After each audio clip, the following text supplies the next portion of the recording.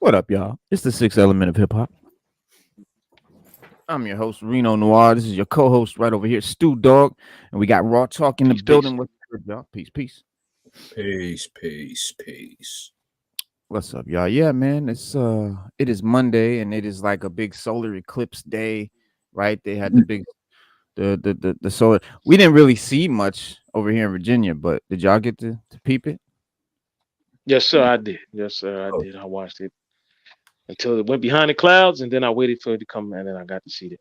But the total eclipse I didn't get to see because the cloud cover. So I just ran in the house and watched Mm. it on Disney Plus and kept it moving, man. And they Mm. were streaming it everywhere, so I got to Did you see it have the special not live. glass? Yeah, I got them. Yeah, Yeah. matter of fact, Yeah. I didn't hold have on, I any, get them so for you. I didn't really get to I see the got shit. some. Oh, you can get them on Amazon. They were like I $6 or something know. like that, like $4. I didn't know this shit Hold was on. coming until like yesterday. They couldn't even order this shit. I didn't know this eclipse was happening. I don't watch TV. I stared into the eclipse. Nothing happened. You didn't go blind? Nah, No. You can still see. I can see. Well, the last eclipse, the one that we had like a couple of a few years ago, like maybe like I don't know, like 5 or 6 years ago or something like that. Some eclipse we had. It was 7 years ago. But my wife stared at the shit and her eyes are fucked up from that shit because she sat there and literally Yeah, just I was stared getting at it. ready to say. Mm. Her eyes are fucked up. Like Uh, Yeah, if she you look at really, that really joint. started getting bad eyesight right after that. mm. Yeah. But she was like doing a lot of sun gazing, which is a thing, apparently. Oh yeah, it is. You can sun I gaze. know. It's just I know all about it. yeah, man. It is what it is. Yeah, and the thing with these here, unless you're looking at the sun, you can't see nothing out of these. I'm gonna keep it a buck. Right. Right. Yeah, you can't see nothing out of these unless you're looking at the sun. Not a damn Mm. thing. You can, They're like but welder's they work, glasses. and it was Yeah. yeah, it was a good thing, man. We won't see another one till what 2044 or something like that. Yeah, that's what they said. Yeah. Mm. Yeah, so Yeah, once it's a total eclipse, the sun rays go around the moon and shoot straight down to the earth type shit. yeah. Now Mm-hmm. you can look at it. You don't need these glasses once it's a total eclipse. But Right. as the moon is eclipsing the sun, you have to have these on. You won't be able to see. You'll Right. damage your eyesight. But Right. once it's totally eclipsed like that right there that you put up right there, Rena, you don't even need the glasses. You can just look at it straight up. Total eclipse of the sun.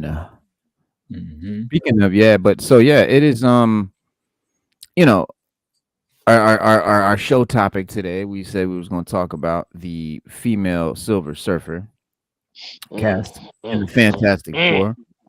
We're gonna learn mm. about it because a lot of people have no idea what the fuck's going on. They're like, "What? Oh no! Oh my god!" They're making up shit now. It's crazy that the woke shit has just gone too far. They're just making female Silver Surfers. Oh my god! In fact, I just want people to know that this is a real character. They didn't make it up. Um, and there may be a good story behind it. Who knows? I'm not gonna say off top that it's gonna suck because I'm not gonna do that because I don't know yet. Maybe they'll surprise, maybe they'll shock the fuck out of me, and maybe it'll be okay. Because the Yeah. cast so far, I'm not like Pedro Pascal. You've clearly hired him to be Reed Richards because what? Because he's hot right now. He's really popular right now because he certainly doesn't fit the role. The guy, even the Sue Storm is not even, and the only casting because even the Johnny Storm casting I was like no, but the Ben Grimm casting I thought was actually decent. The guy that plays the man in the chair for Punisher in the Punisher show, that's Yeah. the who that is. That guy, he's playing Ben Grimm, right? So, and I think he can. I think that fits. I think like his demeanor, his the way he delivers lines, the way he acts or whatever, that works. Now, immediately we get attacked because well, he's the only white guy on the cast or whatever. Oh, you just whatever. Listen, we are past that. We are not. I mean, this is not about that. What is that?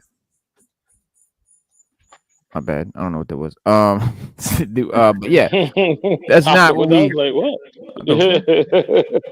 But no, that's not our problem here. We have no issue with that. We love female, characters. We say it all the time. I'm kind of tired of saying it, bro. It's like I argue with people online, and they think right away when you have a problem with a casting or with an issue, and it happens to be a person of color or a person LGBT community or female or whatever, automatically you're a bigot or you're against that whole culture of people, that whole race of people, just because you feel that casting is maybe not right. And that's getting tired. um and even the likes of Ray, the likes of sorry, what's sorry, I called her Ray, Daisy Ridley. Even Daisy Ridley, when the big wigs at the in Lucasfilm, the Kathleen Kennedys and them, when they were up on the talk show, and they were all, oh yeah, they're misogynist, that's the only reason they're hating on it, and blah blah blah. And Daisy Ridley stopped them and said, guys, I think that you're blowing it a little bit out of proportion. And they got mad at her. That's how fucking like serious she was, even like fed up with it. So I mean, it's the narrative is tired, bro. People have caught on, and not everybody, believe me. There's a lot of people that I converse with back and forth on Instagram and Twitter and stuff like that they really have no clue. They really do, believe that everyone that has a problem with any movie since Endgame is it just hates them because they're female or whatever. Like, they really have bought into this narrative that Disney is spreading. But we're fighting that narrative, and we just care about good stories and good writing. And this casting has gotten mixed reactions. I mean, let's be honest. You knew this was gonna happen. I mean, what everyone's been saying. How shit's been going, and then you're gonna pull this. Don't act like you didn't know. A bunch of people were gonna be upset, but I think people might be upset for the wrong reasons, and we need to talk about that. Yeah. There's an echo. Who's Yeah, Echo? I'm Echo. Someone, dude, you got your speakers on in the back? I'm echoing. Nah, I ain't got nothing on, bro. I'm straight up in silence. Yep. Now, Check. I don't hear the echo. I was hearing now. it. Is that me? Yeah, I No, was no too. I was in a straight echo. Yeah, no more now. Yeah. Y'all don't Yeah. hear it now? Okay. No. All right. Well, what I was getting ready to say was, I think the concern is we didn't see Nora and Rad before this chick. Their interpretation of Nora and Rad, that's the problem. We want to see Nora and Rad first, then Right. you can implement the other surfer into the game. Mhm. And then we also want to see a legitimate Reed Richards, not someone that looks like he can be. I don't know. Doctor Strange. I mean, Yeah, he could be someone else. I don't fit know. the character, the stature of a Reed Richards. He's more like a villain in the Punisher line of stuff. He looks like one of those type of guys. He can Mhm. play Hammerhead. I mean, Flat Top. I mean, Hammerhead. I mean, mixed up. Same difference. You know what Yeah. I mean? Yeah, they're clearly trying to distance from the way the character looks in the comics. I Yeah. mean, yeah. When they do that, they alienate. But at the same time, I know they're trying to try new things and stuff like that. Mhm. And I guess in their mind, say, if you really want the real Reed Richards, then go read a fucking comic book. I Right. guess that's their mentality at this Right. point. They don't give a damn. They But don't. But when those box office numbers come in and they're not doing too well making the money, That's when they're gonna start they wake up. then they're But gonna start to care. but remember a couple of shows ago, I told y'all who subsidized Disney. It's the government. So when the government subsidizes your company, you don't really care. Right. Hey, I'm gonna fall back. If I take a loss, the government got me. Right. You know what I mean? So that's what that That's is. true. That's why they can push. That's why they can, push an agenda rather than worrying about making good quality products, Yeah. because they don't have to worry about the bottom line. Either, they have enough money, like you said, they're subsidized. It is what it is. But as production prepares to get underway for this movie, Fantastic Four, over the summer, we're being revealed that the Julia Garner has boarded the blockbuster as Shalabal, who is a version of Silver Surfer. It's not sorry. She's being cast to play Shalabal, Mm. who we assume we assume will be the Shalabal that becomes Silver Surfer, because as we're going to find out here in a moment when I break this down, Shalabal's been around since Silver Surfer #1. She's been Norin Rad's love interest since #1. She's his girl. She at one Right. point in like a what if one-off comic becomes Silver Surfer. Mhm. It's a little more, but like I said, we'll get into that in a second. We are, but obviously, like you said, Raw Talk, the most famous Silver Surfer, the most well-known is in Marvel Comics in the world, is Norin Rad, a male character whose lover is Shalabal. But she was ultimately separated from him, as he took up his duties serving Galactus. Yeah. But the Julia Garner, by the way, is she played in the show Ozark, is the only place I think anyone would have really known her from. Ozark from Netflix. She was the little the little blonde hillbilly girl.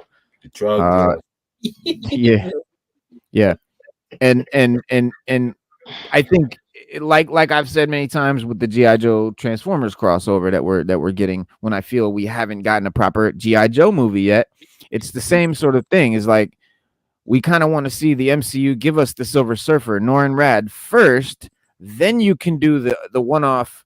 Oh, when his girl became Silver Surfer, that's a great part 2. That's a great part 3. That's a great movie Right. down the line, Yes.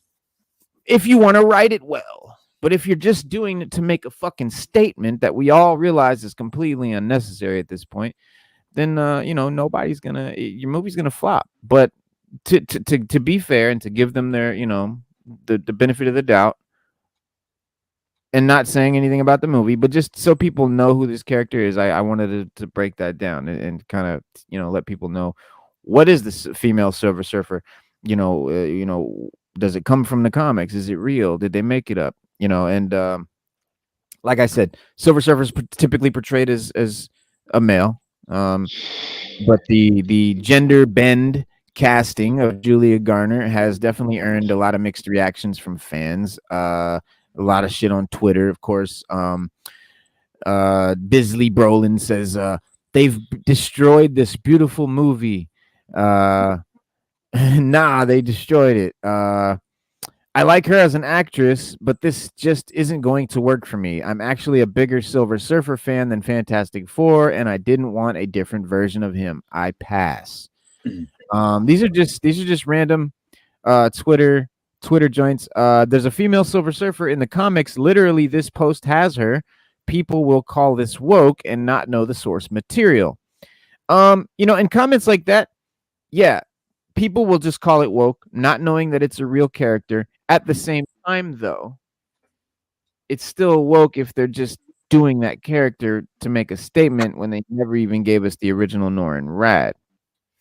Now, this other guy said, finally, a Silver Surfer with some serious style. I can't wait to see Julia Garner ride the cosmic waves in Fantastic Four. These are what are you talking about? Like, what? But hey, if that's what you're looking for. Yeah, but I mean, at any rate, we should just give it a chance in a sense. I mean, we could be surprised by the storyline and stuff. Let's just give it a chance because this past weekend it didn't dawn on me, but it was presented to me in a certain way. There was a young lady that came into the comic shop, and she knew everything about the motherfucking X-Men like crazy. So that type of representation with the female Silver Surfer, I mean, I can understand it. from a point maybe that same type of girl wouldn't mind seeing that Silver Surfer, that representation. So I can Yeah. understand that. I So think that I think those real female like a female comic head like you just said like come in yeah, would know everything about the X-Men and shit. I mhm, don't think they care about the characters being female. mhm. Like they Yeah, don't I need mean, to. yeah, They're yeah, just like us Yeah, I with it. don't think They're they just do like either. whoever Yeah, is yeah, I don't dope think. is dope. Like I don't Yeah, care if they're man, female, whatever. yeah, I don't yeah, think they but do. it'd be like a shocking surprise to see that version, you know. Yeah, But I and I think think for the casual audience, people that aren't big into comics, for a girl that might not be into comics, this may be like, okay, this is something that I can like too, and maybe they'll get him into comics. Maybe that'll be the door that the thing that gets him into comics. So Mhm. you know that's and then to play devil's advocate, maybe Marvel's saying, "Hey, we're getting tired of the same old tropes. Let's do something weird and new. Let's try to do something where they've it's been doing that though. They've been doing that. They've well, been doing that. they haven't been really doing It something. hasn't been doing well. They've been doing Yeah, that they since haven't been doing Endgame, well. right? They did that with Eternals. They did that with Love and Thunder. They did that with fucking Marvels, and Well, nobody liked. Love and Thunder, I think, was just a rush job. They had to make that movie, and it didn't turn out too well because the whole story plot was all fucked up. Didn't Had turn out they well because it was wrote it written like well, shit. The guy wrote a bunch of fucking jokes every 5 minutes. There yeah, was a joke, and they yeah. were not funny. Taika Waititi, well, that's his name, right? Taika Waititi or whatever. Yeah, Taika Waititi. Yeah, yeah, he's a clown. So, in being a clown, you do clown shit. And if they had a more serious, let's say John Favreau or Yeah, someone like that do it, you would get a more in depth and I think so. concise portrayal of that character in that situation. I agree. I agree. I So, agree. And I think you're right, but I think they hired Taika Waititi because like you said, they wanted to do something weird and new and different. They knew he would give them that. And they've been doing that and they keep doing this weird and new and different. They did it with Quantumania. They did it with the Marvels. They did it with Eternals. They did it with fucking everything. They keep doing with all this stuff and it's not landing. Like I get the idea. And yes, it's a good idea. The notion is I get it. But yeah, you can't be tired of something until you've done the thing. How can you be tired of fucking Norrin Rad when you haven't done Norrin Rad? You've yeah. never done it. You can't be tired of. I'm tired of doing movies just like the comics. When the fuck have you ever? Mm, When have you ever?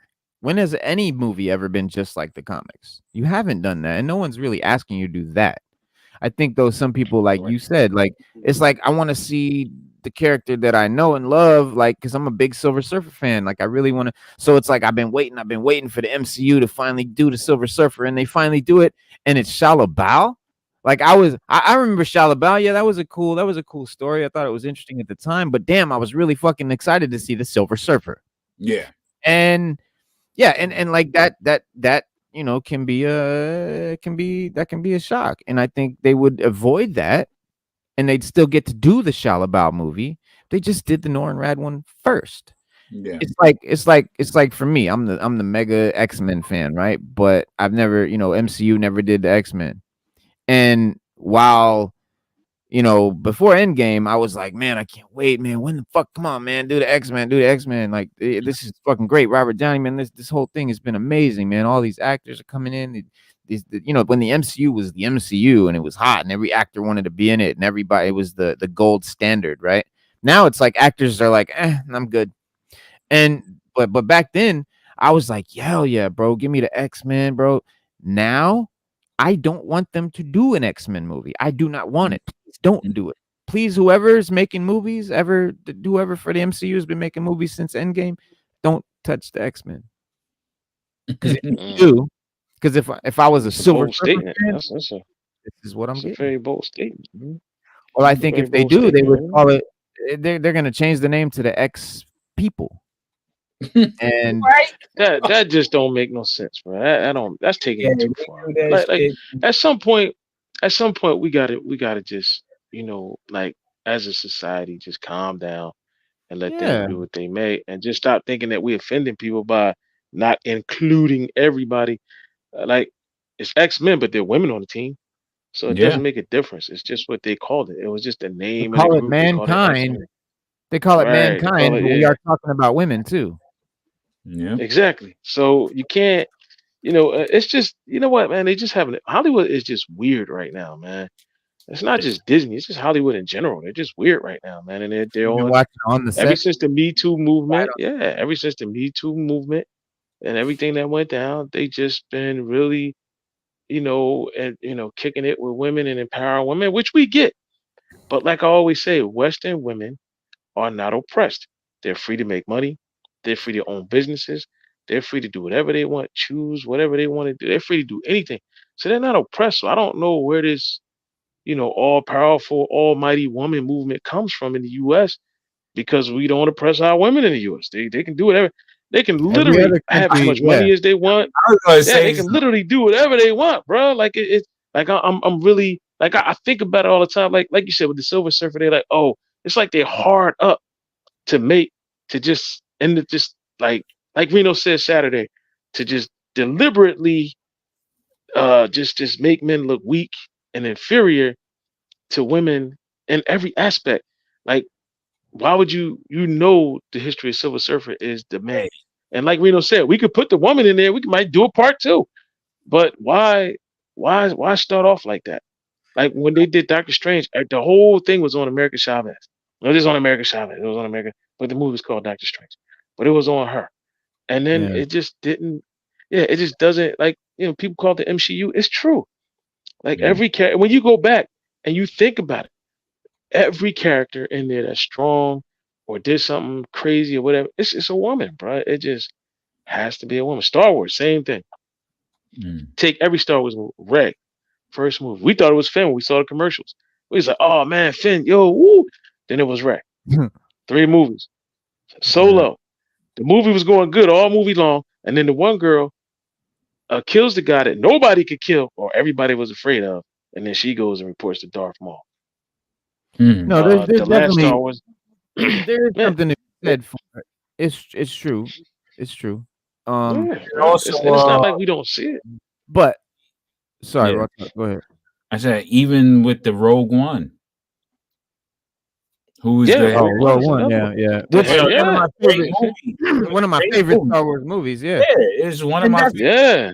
and there you go again. Yeah. Dude, I love female protagonists. I love female leads. I love female badasses. I love that shit. I always have, always have. yeah. And it's just that when they started to make it, they started just making it, just like, well, it's not at all. It's just that every guy in the movie becomes a moron or a weakling or whatever, and it's just like you don't have Yeah. to do It's that. They true. never had to do that before. It's like we could do, Mm. it's just like it's so obvious. And here's my thing, even if they did that and still wrote a great fucking story, I wouldn't complain. Even if Mhm. all the guys were buffoons and all the women were phenomenal and the story was great, I'd be happy as fuck. But the stories suck. There's nothing to them. They're just out here for this statement. And but I will say, like I said, man, I don't want to be, I don't want to like just shoot it down before we see it just because I don't want to make them right. Right? I Mm. don't want to make them right, and I don't hate it. I'm not mad at it just because it's a female and all of this. I'm not. It's just You I gotta ask the question question I why. question Like their you gotta ask logic. the question why. I question Yeah, their you reasoning. have I to. question their business sense. But I do want to. I am interested to see what happens. Now, the signing of Garner as the character does not necessarily. It's not really a gender swap because she's not portraying Norrin Rad. She's not a female Norrin Rad, so it's not a gender swap. It's actually a completely different character. Her name is SHALLA-BAL. It's or SHALLA-BAL, however you want to pronounce it, but it's unclear whether Norrin Rad is actually going to be in it or not. They've just said they've cast this woman to play SHALLA-BAL. They didn't say there's not going to be Norrin Rad. We don't know that yet. We still don't know. We can assume, but we don't know. We don't know. But one of the popular theories surrounding this movie has the MCU movie taking place in an alternate universe outside of the 616, also way back in like the 60s. Oh wow. Okay. Yeah. And so with Marvel's first family, the Fantastic Four ultimately making their way, to the main timeline. By the time the credits roll and everything. Let me check my audio real quick. Good. All right. But yeah, if this is the case, Marvel Studios may have opted to include the character SHALLA-BAL to, in place of Norrin Rad, to reserve the more iconic Norrin Rad Silver Surfer for the future when the time is actually, to introduce Galactus in 616. So this is like the Fantastic Four movie in the 60s with, blah, blah, blah, blah, and the female and SHALLA-BAL, and it's this different universe thing. But when we come with Galactus and it's Norrin Rad and the 616 universe, like that's gonna be different, right? So that's the optimistic way of looking at this. And there were once rumors that Marvel Studios was, eyeing a special presentation starring Silver Surfer that supposedly must release before the Fantastic Four movie. Special presentation as in one of those hour-and-a-half movies that they put on Disney Plus, the one like they did with Man Thing, the Christmas special with Christmas special, Guardians. That's one as well. So like, it's like an hour-and-a-half mini movie, and they were talking about they were doing a Norrin Rad Silver Surfer one that goes along and leads into the Fantastic Four movie. Don't know. It's unclear whether that project is still in the cards or if that was abandoned as part of the behind the scenes changes that happened at the superhero studio. But if the studio is going to have Garner to portray the MCU's main Silver Surfer, then the decision is definitely a very fucking weird, strange decision. I'm not going to say it's, automatically bad. It's going to suck. It's just very weird. After all, Norrin Rad is a very beloved Marvel character. He's one of the, it's the Hulk, fucking Spider-Man, right? Silver Surfer, right? He's one of those. He's a top tier character. He's not a fucking side guy. He's a top tier character. He's just not part of the Avengers and he's not part of the X-Men, but he's a top tier character. And Marvel, it would be, and he hasn't been in action, right, in live action since like 2007. When they did Rise of the Silver Surfer, Fantastic Four, in which he was loved by, it was a smash hit. Why wouldn't you want to capitalize on that? Now, and the casting controversy obviously comes at a time here when the internet and everybody is criticizing the MCU for its, recent focus on female characters, dubbing it the MCU. And, on top of that, the castings for for this Fantastic Four have proven controversial already, with Pedro Pascal as Reed Richards, notably being a divisive decision, as a lot of people have been uncertain that he really fits, the stretchy genius. Yeah. And my thing is, I don't think he was cast because he's going to make a great Reed Richards. I think he was cast because he's popular right now. Disney already owns him. He's not white, right? So he checks a lot of boxes. So I don't think he was chosen for his. And again, if this is set in another alternate dimension, then this would be plausible to let it rock. You know what I mean? Because it's not the traditional. So we should look at it with that type of that lens. It's an alternate universe, so let it rock because it's totally off to the left. As long as right, we know we're gonna get the original universe, the real universe, right? Yeah. Because it's just it's an ultimate universe, so you shouldn't worry. Well, if that's all we're getting. But what if, no pun intended, like the universe we're seeing now in the MCU is an alternate universe anyway? Because look at right? It's the MCU. Yeah. Like what's his name? Samuel L. Jackson's portrayal of from the Ultimate Universe. Yeah, Nick Fury is white. By the way, no one batted an eyelash had a problem one with that casting. Exactly. Everyone loved it. Mhm. Okay.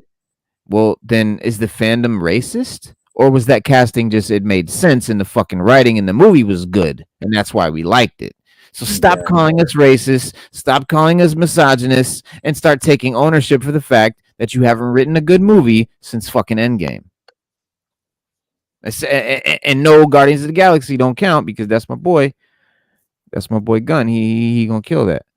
But I am interested to see, and yeah, I mean, like we're gonna find out. There is a whole storyline, and I'm down to see it. Like I'm down to see that SHALLA-BAL story, and for a movie that hasn't even begun filming yet, we are getting a lot of news about it, a lot of talk about it, a lot of hoopla. But I think that's their marketing too, man. I know it is. Because it's like they did the same thing with the Marvels. Yeah. They hurt themselves in the beginning with it. But if you really watch the Marvels, it was a great fucking movie to me. And personally, in my I opinion, can't agree with you, but I feel it. But I hear you. You know what I'm saying? I know, but I hear it you. was a very entertaining movie.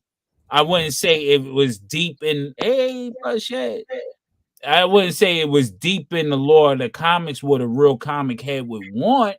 Yeah. But if it's something to entertain you and it has some great scenes and different things, it was good for what it was. And you got to see the characters finesse their powers and stuff.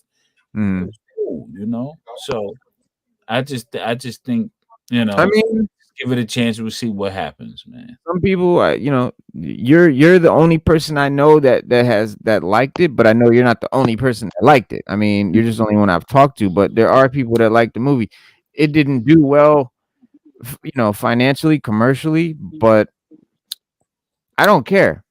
That's always the case. I don't care about that because honestly, if it was a movie that only us comic nerds loved it and it didn't do well in the box office, would I give a fuck? Nope. No, yeah. So and remember back in the day when there was good movies that didn't do well, but when it went to home video, they out the park, they made their money back like crazy. Talking about back in the Blockbuster video days. Yeah. You know what I'm saying? Shit like that. Yeah, but that's the thing. That's where the revenue has changed. I've been listening on and off, by the way.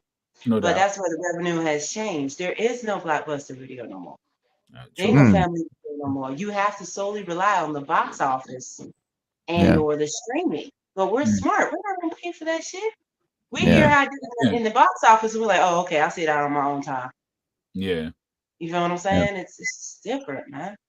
Well, I mean, when the word finally, when the word came out that Julia Garner was cast as Silver Surfer, and then Marvel revealed the teaser art and then a list of comics that inspired this Fantastic Four reboot, a lot of people had a lot of shit to say. A lot of people were a little bit, miffed about it, whatever. But if you're not a hardcore Fantastic Four reader, then a lot of these reveals would be like raising a lot more questions than answers, especially like what's going on. I thought Silver Surfer was a dude. But why is Silver Surfer a woman in the MCU? And is this movie even set in the MCU universe in the first place? And what is the significance of 5 comics Marvel singled out? And I'm going to show you those comics too. And we're here to break that down. When I saw the topic, I was like, yes, this is what I need. Because from my understanding, Silver Surfer is only a woman in that one. Like it's usually Norman Rad. It's not. Right. You feel what I'm saying? Like the chick route that they went is just one avenue. So yeah. Well, it does remain to be seen just how faithful this MCU Fantastic Four is going to be to the comics. But it's definitely clear that one major detail is changing, obviously, and the new movie is going to introduce a female version of the Silver Surfer, not Norrin Rad, played by, like I said, Ozark's Julia Garner.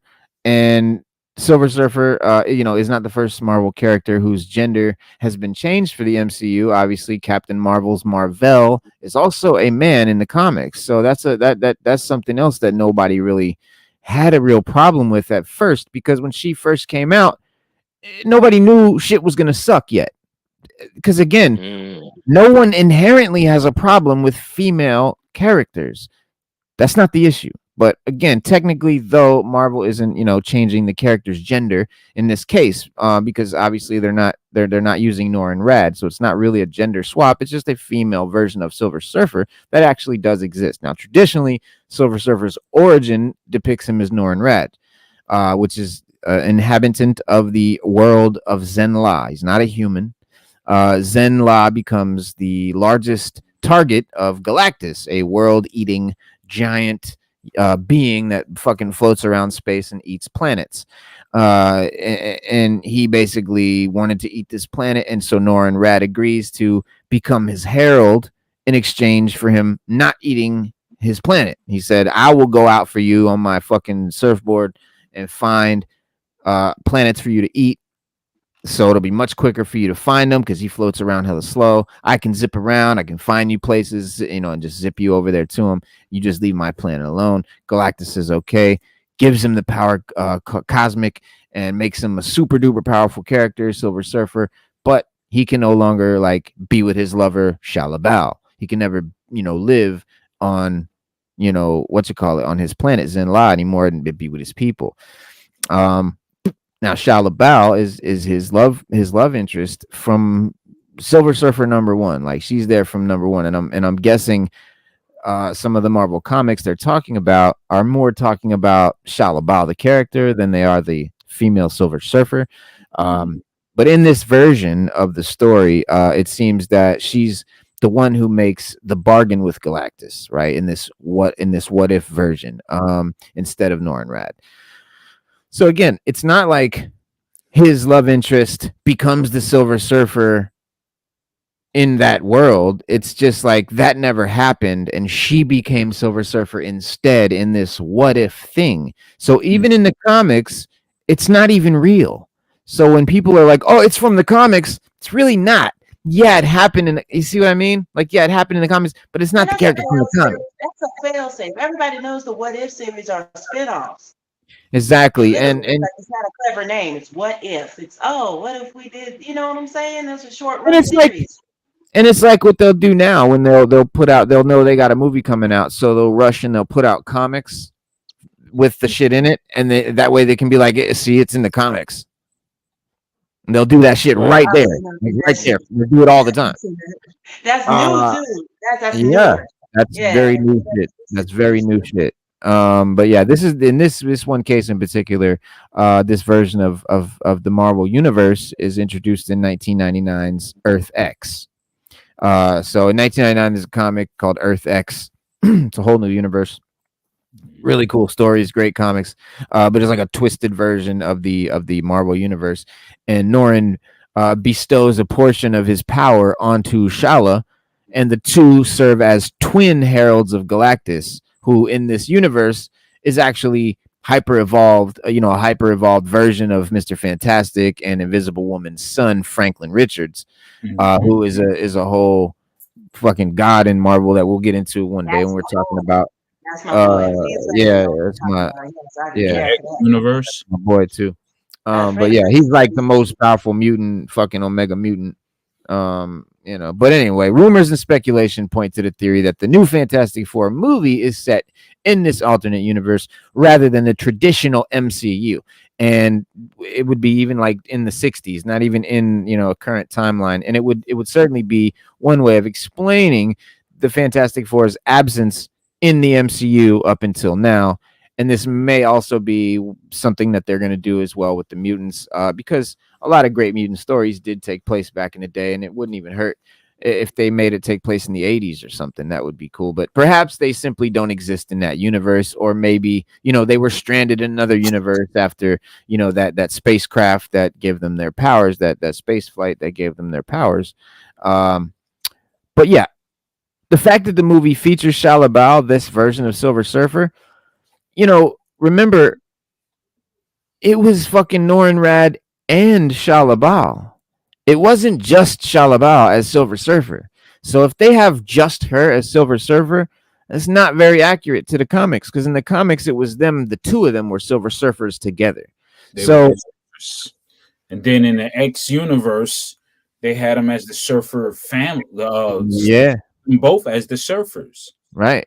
Exactly. So it's like, and listen, we may all just be jumping the gun, and Marvel may be doing this calculatedly, just telling us about how they cast this female Silver Surfer because they know it's going to stir up some shit, knowing the whole time that they got a Norrin Rad cast, or that they planning on having Norrin Rad too. She gonna die. Imagine they cast Norrin Rad as a black dude, but he's an alien anyway. Peak. That's fine. But in the animation, he was kind of like a black dude. He kind of was. That's what I'm saying. He kind of was anyway. He kind of was. That's what I felt about him anyway. So hey, shit, a good fucking movie, man. That's all I care about. Honestly, I just want a good fucking movie, man. Yeah, I mean, real talk, we all just want to see a good movie, and that's what we're complaining about, because he's spending his money on hopes and dreams, and we ain't going out as we came in, and that's the problem. But I want to give it a shot. I want to give it a fair shake because we don't yet know. It's off every time. I know, but we don't yet know what's going to happen. We just know what has been happening, and we can deduce. Because somebody asked me, they were like, "Well, you ain't even seen it yet. How you know it's going to be this or that?" I'm like, "It's called the method of deduction, right? The fucking method of fucking deduction. I deduced it based on shit that has happened in the past. But we can't continue. We can't. I don't want to continue to do that because eventually they do have to get their shit right. Everyone thinks it's going to be, Wolverine and Deadpool. If it is, then shit's supposed to be different after that, right? So this is coming way after that. Now, I'm not necessarily buying into that this movie's going to change shit, or that it's going to be all of that. I see them using a lot of Fox characters and stuff, so it could be, it could be just something great. It doesn't have to be anything monumental or game changing. Talking about eyeballs and my brain power. I'm gonna let y'all tell me how it was. Sound good? Hey, yeah. We're definitely gonna let everybody know. If they remotely get close to what the Marvels was, as far as entertainment wise, then I'll be okay with it. And you're happy. Well, that said, we kind of ran that through the mud, but the Marvels was kind of entertaining. It was entertaining. It was dope. I liked it. The fight scene in the house where they were switching up, and then come on, man, that was crazy dope. I can't. I tried. They was fighting. They was in different parts. I was like, oh, they was bouncing in and out, and then her parents were like, what facts. And then you sit there, you be like, all right, it's Kamala next. All right, now we're going here. Shit, now. Yo, it was crazy. Took you on that journey real quick. And that real quick thing. I was like, I like how they did that. But I mean, if it don't take you nowhere, then you ain't going nowhere. They did something special with that movie. It's just that negative hype that was generated earlier saying, okay, this is MCU. We already know what the MCU is about. All right. There are 3 female characters that happen to have the same moniker, Captain Marvel, based off of Captain Marvel. We know this, but the entertainment part of it was like Captain Marvel's a dude. Yeah, I know. Exactly. Based off of Captain Marvel, he was the first. Then Captain Marvel. It's backburn by the MCU. Yeah. So that's why people. But my thing is, I didn't have no issue. I wasn't like, oh, this is gonna be the MCU. I wasn't even mad at it. If you guys remember, if you go back, we can run it back. This shit is on record. I was like, this shit looks good. Stu, we saw the trailer for that movie. I was like, that shit looks hot. The fucking trailer for the Marvels looked good. I said it was going to be good. I wasn't expecting it to be bad. I said it was going to be 2 hours. I mean, it wasn't bad. I didn't go to the theater. Where they think I couldn't get through it, bro. I couldn't finish it. I tried. And I even tried a second time after you told me it was good. I was like, let me try it again. I couldn't. I couldn't. I don't know. I watch it. I'm like, oh, this is pretty interesting. The Monica Rambeau thing, and like, how she gets into the next universe where the X-Men reside. Like, it's just that was crazy. And then she's seen her mother, who was the Captain Marvel of that time frame. That happens to Monica all That the was time. like, You know, That happens to her all the time. like It's that. just like, yeah, Monica would just be chilling, and then she'll just end up in an alternate universe. That happens to her all the time. And then It's you see kind her of crazy. mother as the Captain Marvel of that universe. It Of was that just like, universe. Yeah. all right. Well, that being said, I mean, the Marvels is the Marvel. We gonna talk all about I'm saying is just give this Silver Surfer shit a chance.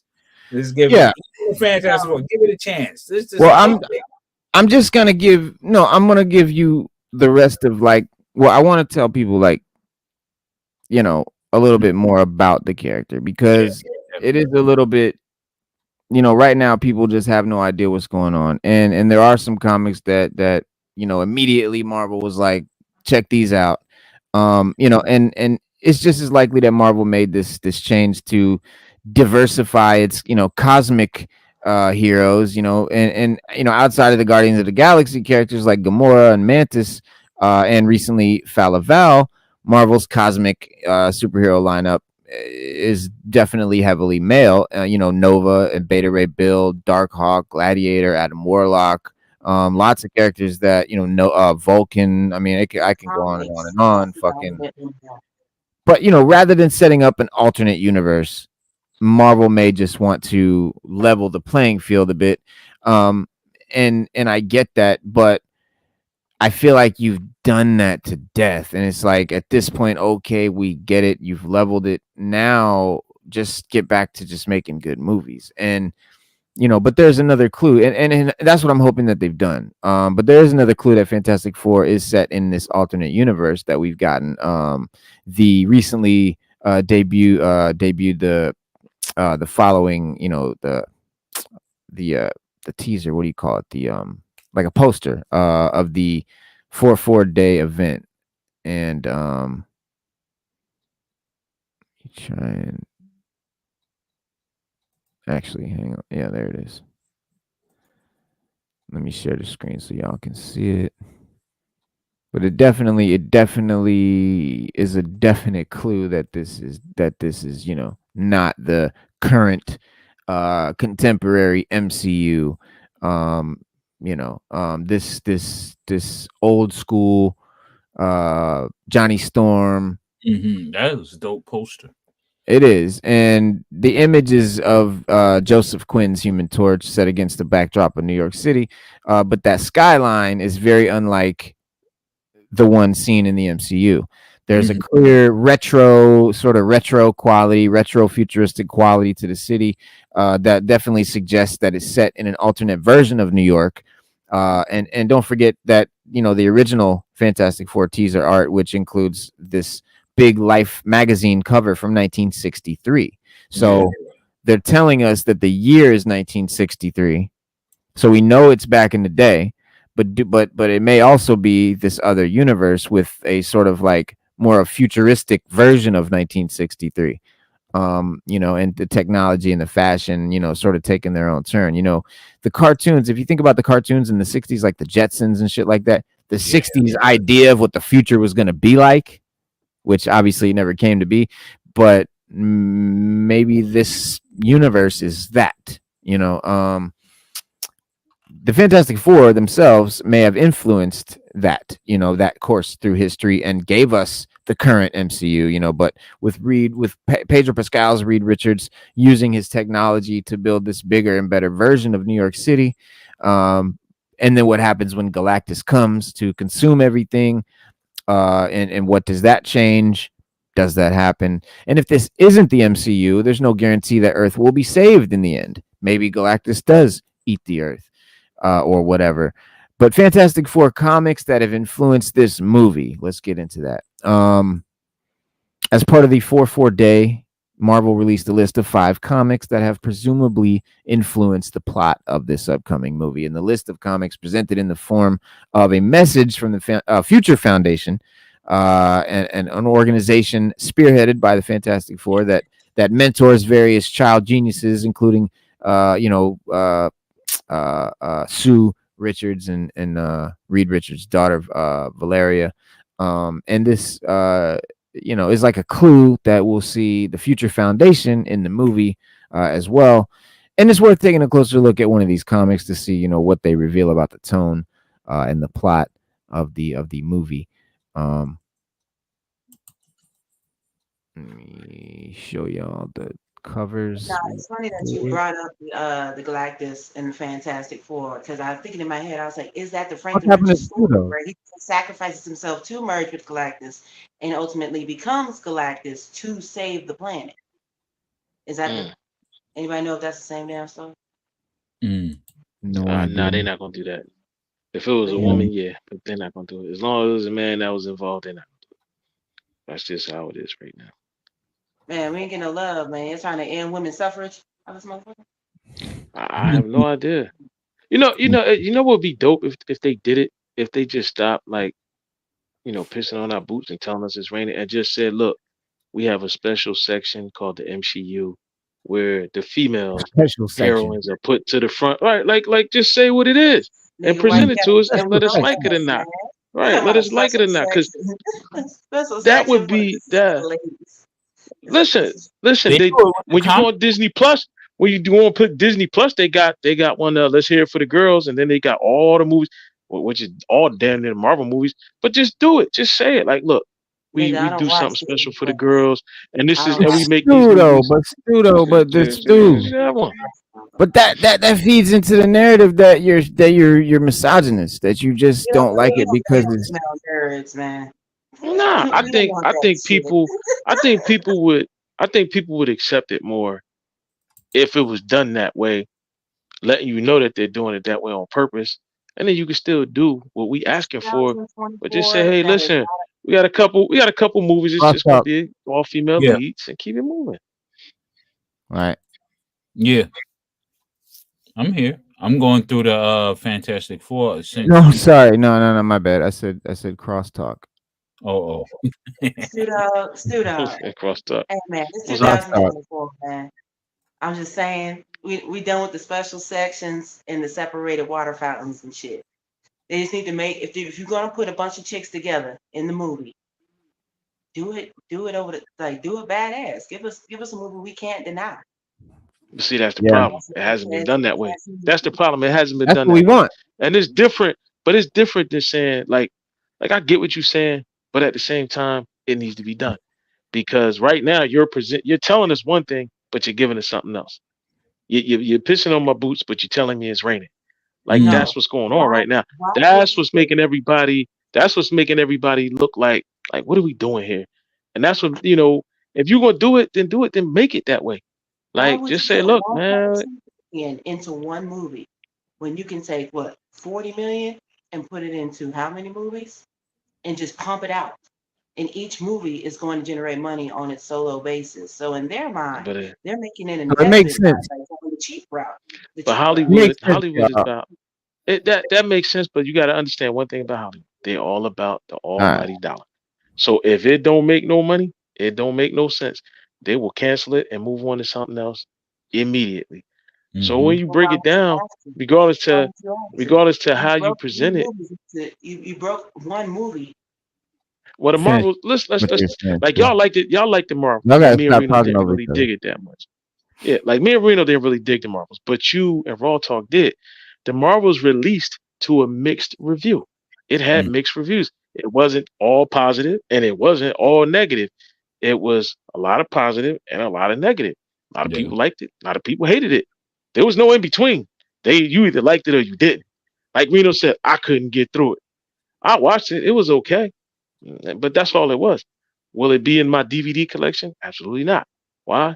I see Mm, no need for it because it's not a movie I can see myself watching again and again and again. It's yeah. never gonna, and that's how a lot of people felt.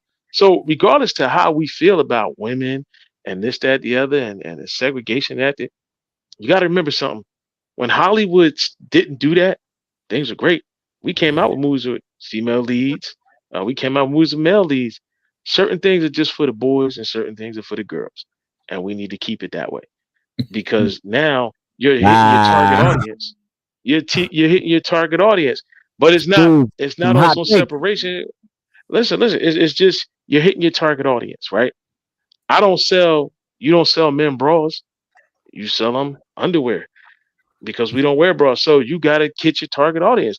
Like, Sell your let's old just keep ass it. Let's just back say what it braces. is. It's hurting your Let's old just ass keep it what back. it is. Not really. No, it ain't got nothing to do with old, young. It's just it. Right Let now, me it's let me family. let me Let's let me just let me tell let me let's tell just them what let me tell them it's what family. comic books are in the movie. What All else? right, y'all. Let me tell them what comic books the movie is about. The movie is about these Sada. comic books right here. Sada, welcome to the show. Welcome, welcome. But yes, the comic book is about the movies. No, the movie is about these comics. It makes sense, that this new movie would go back to the beginning for its reboot. Obviously, it's the Marvel's first family. It's Fantastic Four. It's the original Stan Lee, creation that started the whole thing. And uh, this is the very first Fantastic Four comic that you see up on your right, the top right there, with the big green monster there, with Sue Storm in his hand, and you see Johnny Storm flying around right there. That's Fantastic Four number one, 10 cents when it came out way back in the day, and basically this is the first of many adventures, obviously, from Stan Lee and Jack Kirby. Always want to say that, by the way, y'all. When you say this was created by Stan Lee, make sure you say and Jack Kirby with it. But yes, I digress. It does chronicle the team's origin story.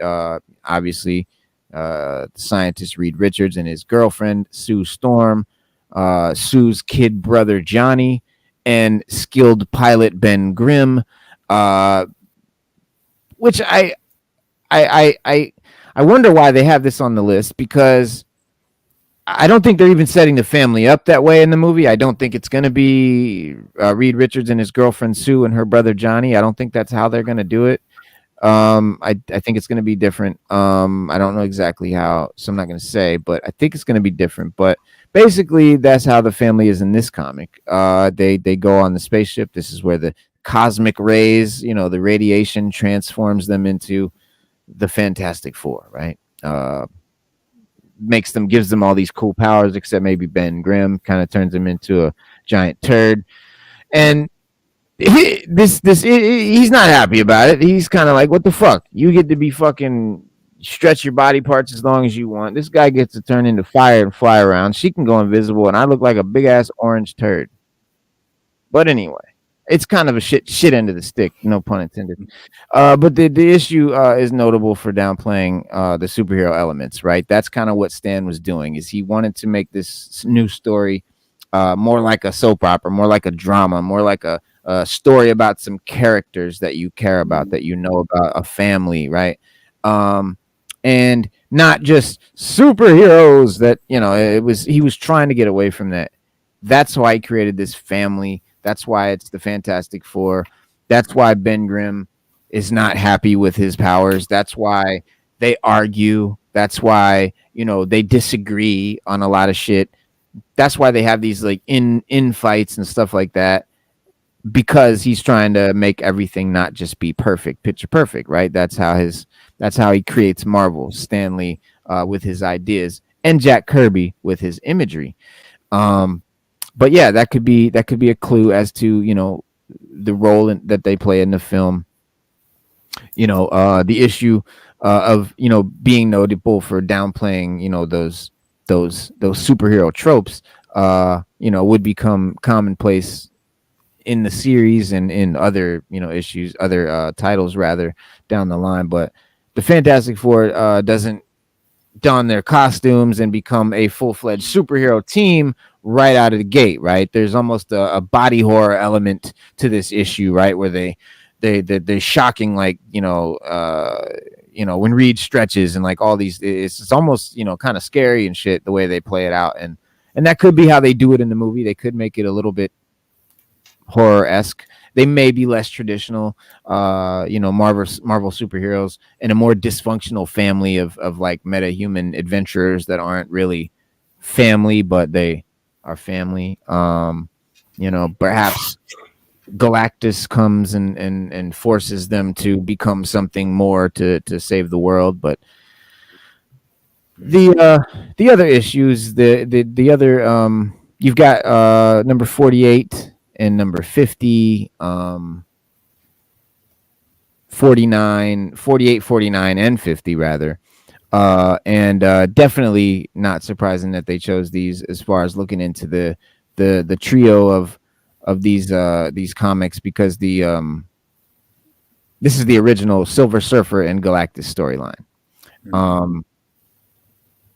Although this also confuses me as to why they're using SHALLA-BAL, and when they know that this is the one that people are going to know, and why they're actually telling people to read these particular comics, because these particular comics are about Norrin Radd.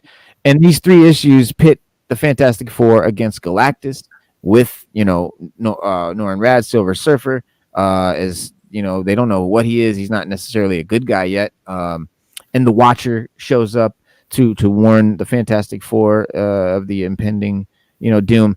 And then Jeffrey Wright reprises his what if role in the film. That would be dope. If he came out as the Watcher, in the movie. But if the movie is anything like these issues, expect the focus to be on Silver Surfer, and she's like winning over humanity, shown by the Fantastic Four, and turns against her master Galactus, and also expect, a tense climax as Reed Richards seeks out some device or some invention that can turn the tide against this unstoppable Galactus being. And but again, like with all the signs that point to this movie being set in this alternate universe, there's always the possibility that the Fantastic Four won't be able to save their world. We don't know that they're going to survive. We don't know yet. They could just, this could be a one and done situation, a one-off movie. Now, the more interesting shit, the shit where we start to hear about SHALLA-BAL, the female Silver Surfer, are the other 2 comics on their list. The Fantastic Four Life Story #1, rather. The last comic on the list. And Earth X. So it's a limited series set in this alternate universe where Fantastic Four and these other characters age in real time. But it starts in the 1960s, and it serves as like a retelling of the Fantastic Four's stories that we've already heard, but like in a new way. And the team slowly ages and grows apart over time. And the fact that Marvel is singling out that first issue in that series is another sign that this movie is likely a period piece set in the 1960s, some sort of origin story, of course. And we'll probably see a movie set against the backdrop of the space race or whatever version of it existed in that universe, right? Russia, whoever's trying to get to the moon first. And we assume that the film will avoid some of the darker developments in the later issues of that series, because that series does get, pretty dark. But it's actually a great read if you do, or if you are interested. Like, it is a dope comic. Like, and so I'm kind of excited to see what they do with it. Earth X I've always wanted to see some Earth X shit in live action. Now, Marvel didn't specifically include Earth X in the list of comics that inspired this new movie, but it's definitely worth mentioning these comics because they introduced the idea of SHALLA-BAL becoming Silver Surfer. I'm actually kind of mind blown that they didn't include these in the fucking comics. In fact, these are the only comics they should have recommended, in my opinion, but they didn't. But Earth X is sort of the Dark Knight Returns of Marvel, right? It's set in a grim alternate future, dystopian future where things have turned out badly for a lot of the heroes, and Reed Richards is like one of the central figures of this story. And, in this universe, Silver Surfer eventually bestows some of his power onto SHALLA-BAL, his love interest since the first issue, and they become twin heralds of Galactus. So even in the comics where she exists, she's not the only Silver Surfer. Norrin Radd is still there. So if this movie doesn't have a male Norrin Radd, they can throw away their excuse that she's in the comics, because that's not what they're doing here. But yeah, will the movie follow that example, or is SHALLA-BAL Silver Surfer going to be there instead of Norrin Radd, which would really just explain why they're not telling people to go read Earth X, because that would really make them look fucking stupid. But whatever the case, we don't foresee the movie drawing too much inspiration from Earth X. It is very dark. And everything that we've seen of the Fantastic Four and especially knowing Pedro Pascal, his happy-go-lucky ass. He's not. This is not going to be an Earth X movie. But sadly, I will say. But yeah, that's where she comes from. So it is definitely bewildering to me that they've chosen to go this route. But I'm not going to shoot it down before I see it. I'm not even surprised that they went this route. I feel like this news was circulating for months, and we talked about it months and months ago. Remember? And I feel like Disney, they had to have known that this was going to be the reaction. There's no way they didn't. So I feel a bit bad for the actress because you know she's going to get unnecessary hate for just taking this role when it's really the people who casted her. They knew what they were doing when they were doing that. I mean, as far as her even being included in the film, I don't necessarily care. I would only be upset if they said, okay, in order to bring this iteration to life, we just dismiss Norrin Rad. But this whole thing, I think, was done out of desperation. I think they wanted some type of conversation surrounding this movie. Maybe when they revealed the cast, it didn't get the buzz that they wanted, so they were like, all right, let's throw this out there. And they want any type of conversation, good or bad. And it's like, your goal is supposed to get people to be interested to see your film, not just get their attention. So I don't think this is going to pan out in the way that they desire. I don't think they're going to make that big bucks that they once did, even with characters like Ant-Man. And they should be able to do it with the Fantastic Four, but it's just not going to work. And I personally don't think this character is going to pan out just because they've had their track record with their female characters has been awful. So there's nothing telling me that, they're going to do something spectacular with SHALLA-BAL as the Silver Surfer. And even then, I'm more concerned with the fact that we're even getting Silver Surfer this early. Why is it studios are like, all right, we can only play with Doctor Doom, Silver Surfer, or Galactus. That's it. And it's Fantastic Four is one of, they have an amazing rogues gallery compared to Spider-Man and Batman, and they don't ever touch it ever. So it's really crazy. We don't have a Mole Man. We don't have. I was getting ready to say, thank you. What happened to Mole Man? Mole Man would have been dope. Silver Surfer again, Molecule Man. It's just Molecule Man. Yeah, but Sada, I think they're doing Silver Surfer because the other Fantastic Four movie flopped, and it had Silver Surfer in it, and they put Silver Surfer in it to make it seem better. And it still flopped. And I think they're doing it now, saying, well, if we put a female Silver Surfer, that'll make everybody raise their eyebrows, and we can make it better than it was before, even though it ain't the same, but it is better. It's Peter Quill. It's Peter Quill telling Iron Man that his plan is good, but his is better because he made it. That's read the room. Read the room, Marvel. When did they get the idea that people were gonna love this idea? I think they did it because they knew it was going to get backlash, and they knew that shit was they knew it was going to get backlash. And I think that's that publicity, right? Any publicity is good publicity kind of thing. Yeah. And like I said, it's like Peter Quill telling Iron Man, your plan is good, but mine is better. Not because it's my plan, but just because I made it and it's better than yours. And we can stick with yours. That's how it is. When you look at those other Fantastic Four movies, they just never took off, right? The first one we were excited about, and we watched it, and we was like, okay, it's cool, but we had complaints. The second one, they added a little more action.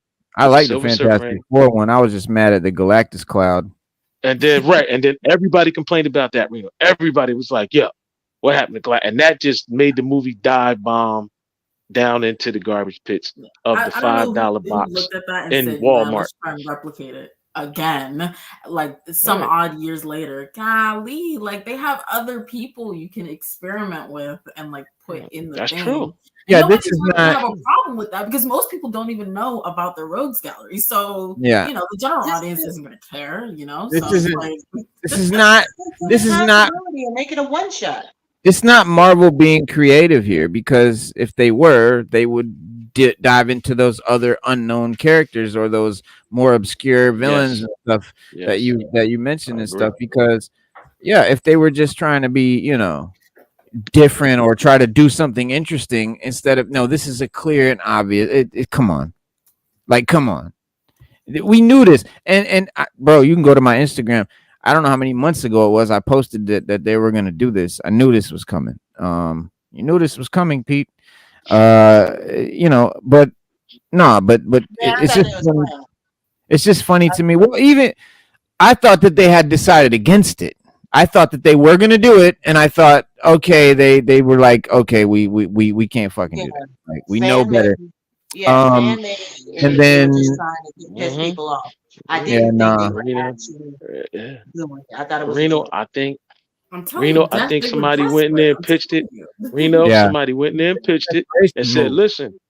Somebody went in there and pitched it and said, "Listen, the other Fantastic Four movie sucked. So now Mm. let's try something different. We'll use the female version, and then we'll do this and we'll do that, and it'll be Yeah, better." that's what everybody's But asking then, for. and right, and that's what they're pitching. And then the up tops are saying, "Well, you know what?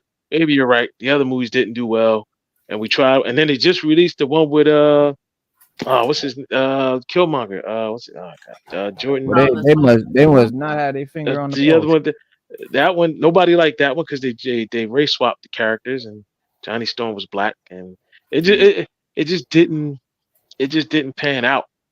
And now they're reaching for straws right now with Yeah. Fantastic Four. And not But it's like we all understanding said, those movies right? failed because they were dog shit. And they were misused Oh, characters. yes, I don't understand. yes, Like no, yes. but like the idea of a black Johnny Storm is not inherently a bad idea. If that movie would have been good, that would have been an okay idea. It makes Yeah, sense. but I'm not even mad. Can we just I'm stop not race even swapping? mad at the blacks. I'm not mad at that. I'm not mad at race swapping. I'm not mad at a black Professor X. And I'm an X-Men fanatic. And I'm not mad at Right, Giancarlo Esposito playing Professor X because I right. know he's got But chops. nobody I know was. that shit'll be But why It just interesting. though? I know he's right. dope because I know he's a dope actor and I know he'd kill that shit. I don't give a fuck about Right. his race. I don't give a fuck about what color he is. I don't. I just It's want the Nobody movie to be does. good and be We just want written the movie well to be good. Right. Nobody does, Rena. We just want and the be movie to be acted good. well. But when Yeah. it's all, And we but when they've knew, done it, when they're making the and we character knew, black, when they're making the character black just to make the character black because oh we think that's gonna be pop. They didn't make Samuel L. Jackson uh Nick Fury. fucking Nick Fury because they wanted to shock people.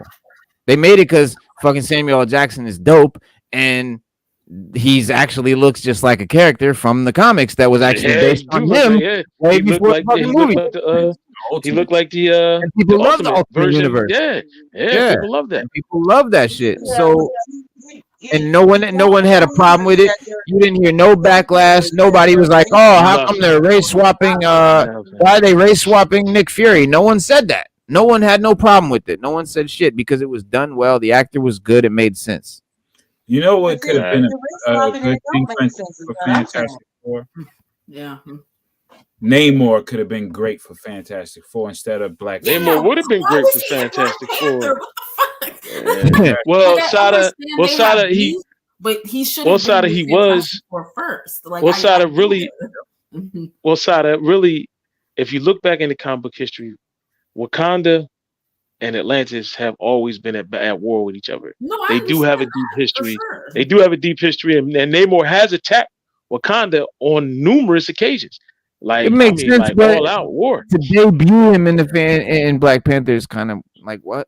For me, to me, But I that's would have put him in crazy. And not Fantastic debut Four. him with Right. Fantastic Four. That's I would have crazy. put him in Fantastic Four before I put him in Black Panther movie. Yeah. And I saw the script. I read the script for the Black Panther movie before they changed it, and it was dope. And I think they should have just kept that just like that. Like I don't know With why they did what they did. still with that said, I don't think he had a bad introduction. I feel like they should do more with him. I agree, but Who, I don't Namor? think they're gonna do anything. Nah, I like the Namor. I like the Namor in Black Panther, but I just thought that the way, like the script, the original script they had before Chad Boseman died, it was better, and I think they should have just recasted Black Panther and led with that and stay with that same movie, and we all would have been better off for it. Like sometimes you just gotta leave well enough alone. It's just good the way it is, and you changing things don't always make it better. It's just different from what you already had. That's all it is. Yeah. Honestly, for a movie that was rushed like that, I enjoyed it.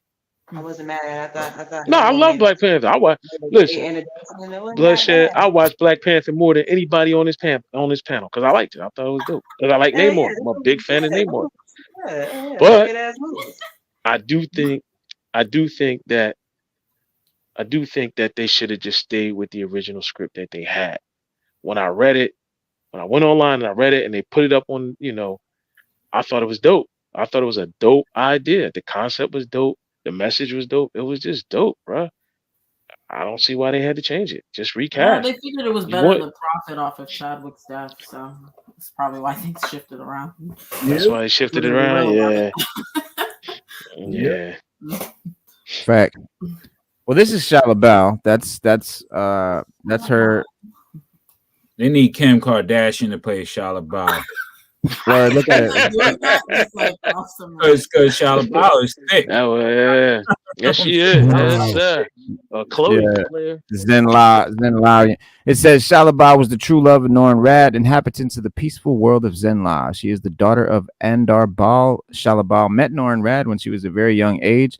At his mother's death, SHALLA-BAL was made his companion, Zen Levian custom to help him deal with his grief. While SHALLA-BAL was always wanted to play and have fun, Norin could only think of studying like his father. They continued their friendship until adulthood. Oh yeah, Kim could play that. They could become involved, but it was the same story. Norin had only the time for his studies and work. She could sense his discontent and often told him that they could all get together on their peaceful world. When he sacrificed himself as Galactus Herald to save the planet, he left her behind to become the Silver Surfer. She wished to go with him on his space travels, but he did not allow it. They still continued to love one another, and being Zenlavian with a long lifespan, she awaited his return. Her thoughts often went to him, and she wondered if she would ever see each other again. She was created by Stan Lee and John Buscema and they first appeared in Silver Surfer #1, issue 1, 1968. Mayor Story Arcs. I wonder if it means to say major story arcs. To find her love. One day she was met by Mephisto, who claimed she was her only hope in that he was her only hope in reuniting with her love, Norin Rad. So there's that story. There is what else? Empress of Zenla, where Mephisto and SHALLA-BAL once again used SHALLA-BAL once again to torment Silver Surfer, only to take her from him. At the last moment, he was able to give her some of his power cosmic. With this power, she was able to help rebuild Zenla, which had been drained of its energy by Galactus. With the power she received, new life grew on the dead planet everywhere she stepped foot. With Zenlavians then pronounced her as Empress of Zenla. But she's not Silver Surfer in this one. Then we go to the Enslavers, where Shala, along with the residents of Zenla, were all captured by the Enslavers. Because of her beauty, Shala was made one of the Marungo Moos, dancing girls, but Shala refused to dance, and this displeased Marungo, who demanded that she smile and dance, but Shala did not speak, and he was interrupted. He was interrupted and told her that he would be back to break her strong spirit. The Surfer eventually defeated Marungo and freed Shala and their entire race. So again, she's not Silver Surfer in this. Disappearance and death. Shala contacted the Silver Surfer, so she's not the Silver Surfer. Resurrection. Adam Warlock discovered that she was not actually dead. Shala's death was caused by a multidimensional dispersion that caused her to be broken down at a subatomic level. Hang on. When you go subatomic, what do you go? I was just gonna see if that maybe she did.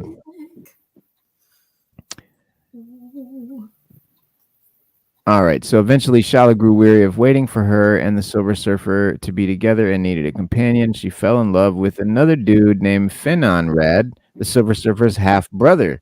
Ooh, Shala. Wow, that's a Kim Kardashian move if there was.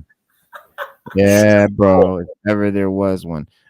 She did appear in the Silver Surfer animated series in 1998. But I don't see anything in here about her becoming Silver Surfer in any of these stories. So it's a very obscure, happened like in one shot comic, a one issue situation. So really silly to use that as like a whole movie. Unless it's a one shot. That's what I was trying to say. If they do it as a Unless one it's shot, a one it's a shot. standalone as it is, as And that's do it what as they written. should do. That's why it's got to be that other universe. Yeah, it's got to be that other universe. If it's that other universe, go Yeah, I for think it, it was man. But Justin. I learned today it was, I think, just in Earth X that she was. yeah, Yeah, the surfers. Yeah, The surf- but I think that's what they should do from now on. Like until they can get themselves together in that multiverse or whatever the connected universe or whatever they have, they should just do one shots. Just let it fly. Just give us those unique characters in one shots. Agreed. You know, and they did it with well, those little special movies, the hour and a half movie. and that Yeah, was a well, total success. yeah. Mm. Werewolf by Night was dope. I wanted I more. love that shit. I thought it was dope. Yeah, I like Werewolf by Night. Yeah, and I like the black and white version better than the color one. Hell yeah, Exactly. hell That yeah. version. That was really good. Hell yeah. And if they can, they should do that. Do that to take the pulse of the people, to see, okay, this is a viable character because it's been so successful. We can expand on it later on. You know? I'm not even on the front. I thought that's what they were doing with the shows. I thought movies were coming. Yeah, I'm not even on front. I thought they That's can't what they even said. help it but to make things connected. I mean, we see What If, like they couldn't even let the concept of What If be what it was. They at the very last episode of the first season, it's all connected, guys. It's like it didn't have to be like that. They can't help themselves. So I don't know. Like I would love that. Check this out. Check it out, y'all. Check it out. In Earth X, it said Franklin Richards was the new Galactus. Yep. I remember when that happened. Now, he bestowed on SHALLA-BAL the same powers as Silver Surfer, enabling her to be with Silver Surfer as the second Silver Surfer. So they were twins. They were riding around together. They were his heralds. Yep. She died in battle against the Celestials, leaving Silver Surfer devastated. Silver Surfer sacrificed his life so that Mar-Vell can wield the power cosmic and handle shit then he was reunited with SHALLA-BAL in the realm of the dead because she's dead. Now in the What If, SHALLA-BAL was featured in different What If stories. She was in What If Silver Surfer had not escaped Earth, but she was not Silver. What if Norrin Radd had not volunteered to become the Silver Surfer? SHALLA-BAL Norrin Radd escaped in a shuttle from exploding Zenla. She was not Silver Surfer. What if Galactus had turned the Silver Surfer back into Norrin Radd? She was not Silver. And then Infinity Gauntlet. She was only Silver Surfer one time in Earth X. I got that comic. It's pretty dope. The Earth X one? Yeah, it's pretty dope. That whole Earth X dimension is dope. It's dope. Yes. It's very dope.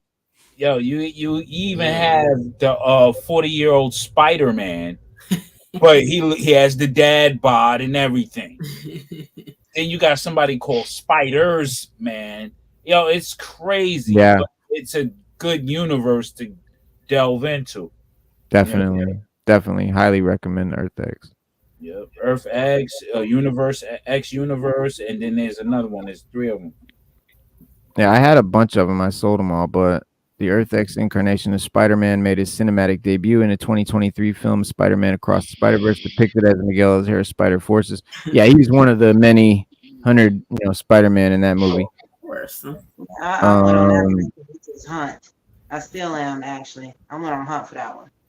Yep, and this series came out in 1999, and then it had 2 sequels. It had Universe X and Paradise X, and a prequel called Marvel's X. Remember the Marvel's X? And the universe of Earth X is designated as Earth 9997. Yep. Pretty dope. Real, like Reed Richards, he felt in one of the universes he felt guilt. He was like Dr. Doom and Steve Richards mixed together. And this is Alex Ross too, the art. Yes, that's why I like it. The Hulk, that's what's the dope. Hulk alone was separated. You had Dr. Banner as a child, and Hulk is the mindless Hulk, but he, what I'm saying, he's formed like a gorilla. I Still want to get that tattoo on my back. Yeah, That would be cool. Crazy. yeah. The yeah, it says the series says Earth X began in 1997 when Wizard magazine asked Alex Ross to create a possible dystopian future for Marvel. Ross designed the future where all the ordinary humans had gained superpowers, and he examined how some of the most well-known Marvel characters, including Spider-Man, Captain America, and Incredible Hulk, who would manage a world where their superpowers had become now commonplace. The issue of Wizard that contained the Ross article sold out rapidly. Demand was so extensive that in 1999, in affiliation with Marvel, they republished the article as an Earth X sketchbook, which also sold out. Based on this indicator of fan interest, Marvel commissioned Ross to create the full series based on his stories. So they originally were like a story in the Wizard magazine. Now, if you have that original Wizard magazine with the first Earth X, you got something. See, there you go. One shot, and then people like it. I got that. I got that sketch joint. Now, one of my favorite shit, Black Bolt is one of my favorite characters. Even though I hate the Inhumans. I hate the Inhumans. But I love even that, and is yeah, man. I got that whole series. I stick with that because I love Alex Ross art, and it's so dope. The story and it's just ridiculous. I think Alex Ross to me was the guy who started all this, where people wanted all the covers and stuff like that. He was. He's one of them. He's one of those. One of the guys, yes. But yeah, man. Yeah. I ain't even gonna front. Scotty Young got me. Scotty Young got me with that cover art love for real. I was like, man, I got Scotty Young is dope. Became Pokemon after a while. Yeah, Scotty Young is dope too, bro. I got some dope Scotty Youngs. One of my favorite books is my Scotty Young. My favorite covers is that Scotty Young Cable and that Scotty Young Wolverine. It's like a full cover Scotty Young. Normally his characters are like this big on the cover, but this Cable is like bottom to top. I don't know if you can see it, but he blinded Watu the Watcher to prevent him from witnessing his actions, and Black Bolt and the Inhumans leave Earth after he released the mutagen, the Terrigen mists into Earth's atmosphere to transform all of humanity into Inhumans, so that his people would not be persecuted. But unable to operate his observation equipment, Uatu transports X-51 Machine Man, who is, I would recommend looking up Machine Man. He's got a dope story. Who has long since given up superheroics to imitate the life of his human creator, to the moon to act as Earth's new watcher. X-51 gets increasingly annoyed at Uatu's assurance of the hero's defeat. Man, it's a lot. It's a whole. I'm not gonna read this whole shit, but Earth X is super, super, super dope. I never read Universe X or Paradise X, but I did read some of the Marvel's X. But yeah, it's a whole lot of characters. Everybody's in that shit. Earth X didn't run. No, don't they? What? Doesn't X-Men have an Earth X run? Yeah, they were in there. Charles Xavier, Professor X, Warren Worthington, Archangel, Sean Cassidy, Banshee, Hank McCoy, Beast, Nathan Summers, Cable, Colossus, Cyclops, Dazzler, Havoc, Iceman, Shadowcat, Nightcrawler, Jean Grey, Longshot, Multiple Man, Nate Grey, Polaris, Rogue, Storm, Thunderbird, and Wolverine are all there. And then you got the new X-Men, which is a new incarnation of the X-Men led by Cyclops and former members of the second Daredevil Circus, Charmer, Dogface, Doubleheader, Mermaid, and Tower. And a whole bunch of other characters and a whole bunch of villains. Yeah, Earth X is dope. But SHALLA-BAL, like I said, very little information about her. She's got very little in the comics. Again, we they obviously did this out of a move, for whatever reason, but doesn't mean it's gonna suck. I mean, I assume I assume they want to do it, I guess, to give SHALLA-BAL more to do. From all of that's been explained, all of her shit connects to Norton.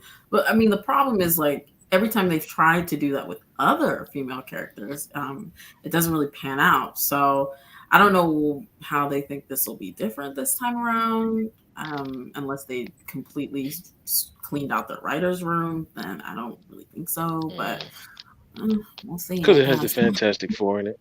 It's got the Fantastic Four in inside it, and every Fantastic Four movie had just sucked. And they're saying that we can do something with the Fantastic Four and it won't suck. And then we're gonna add this to it because Silver Surfer sucked in the last movie, so we're gonna do something different. That's what it is. It's a different angle leading to that they're hoping will lead to a different result. She's 10,000% right. Every time they've tried this avenue to introduce, the male, like a male character or a new character, it doesn't pan out at all. Yeah, nah, even with some of the male characters, it just doesn't work. So, yo, salute DJ Sunny Side. What up? What up? DJ Sunny Side, what's up? Yo, peace to Japan. But Disney is just failing on a whole right now. It's not just the MCU. It's just really Disney bad. just failing on a whole. Right. They used to be when Disney stayed neutral and they just did their own thing and they marched to be their own drum. We loved them. They were the best thing since pockets on pants. It's different. But then they started doing what everybody else doing. They started playing into the political stuff and the woke stuff. And people hated them. You see what it is.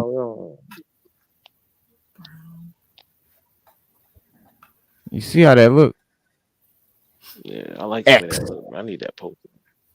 But that's like but that's Alex Ross style. That's Alex Ross style. That's what I'm saying. You see how the back? You see it look like the Jetsons. Look at this. Yeah, look at the fucking. But even if they're going with the Earth X, you can't do that without Norrin Radd. So no matter which way you look, you can't not include Norrin Radd. So I don't know what they're gonna do in that regard. What the fuck is that? I'm sorry, Sada. What did you say? Why don't you just bring in Norrin Radd? What is the problem? Well, they might be. We don't know that they're not. We have no. They didn't say they weren't. They didn't say they weren't. But see, right? They never said they wasn't. Like, right? They knew what they were doing when they put out this announcement and put no. That's how you know it's a move. How she would be utilized in the film, and if Norrin Radd would be with her, they knew what the reaction was going to be. But it's like, why do you want that to be the reaction when you know people are expecting, if you're going to include Silver Surfer, they're expecting Norrin Radd? Like, I don't understand. Like, you want people to go see your film, so you would think it's driving more people away. They're deliberately trying to piss you off, is what it feels like. It's like they're attacking the fans deliberately, like it's on purpose. Which again is not obviously what the CEOs or the people that care about the bottom line want. And that's why there is getting, the creatives are getting pushed back from the business people in Disney, because the business people are like, hey man, this isn't fucking helping. We're not getting more money from this. We're getting less money from this. So let's shift gears. Maybe they don't give a fuck about anything. They just care about money. You fuck with the money, that nope, stop what you're doing, change it. Yeah. So eventually, but as long as they're government subsidized, and as long as they're multi-billionaires, it's going to take a lot for that to happen. A lot. And this little internet grumblings isn't enough. Enough flops, and enough movies, where they're putting hundreds of millions in and not getting it back. That will eventually change shit. We just hope it's not. We just hope it's not them using the excuse, oh, it's superhero fatigue. We just have to stop making superhero movies. No. You just have to start making superhero movies. Dude, that's the state of cinema altogether. They're making money.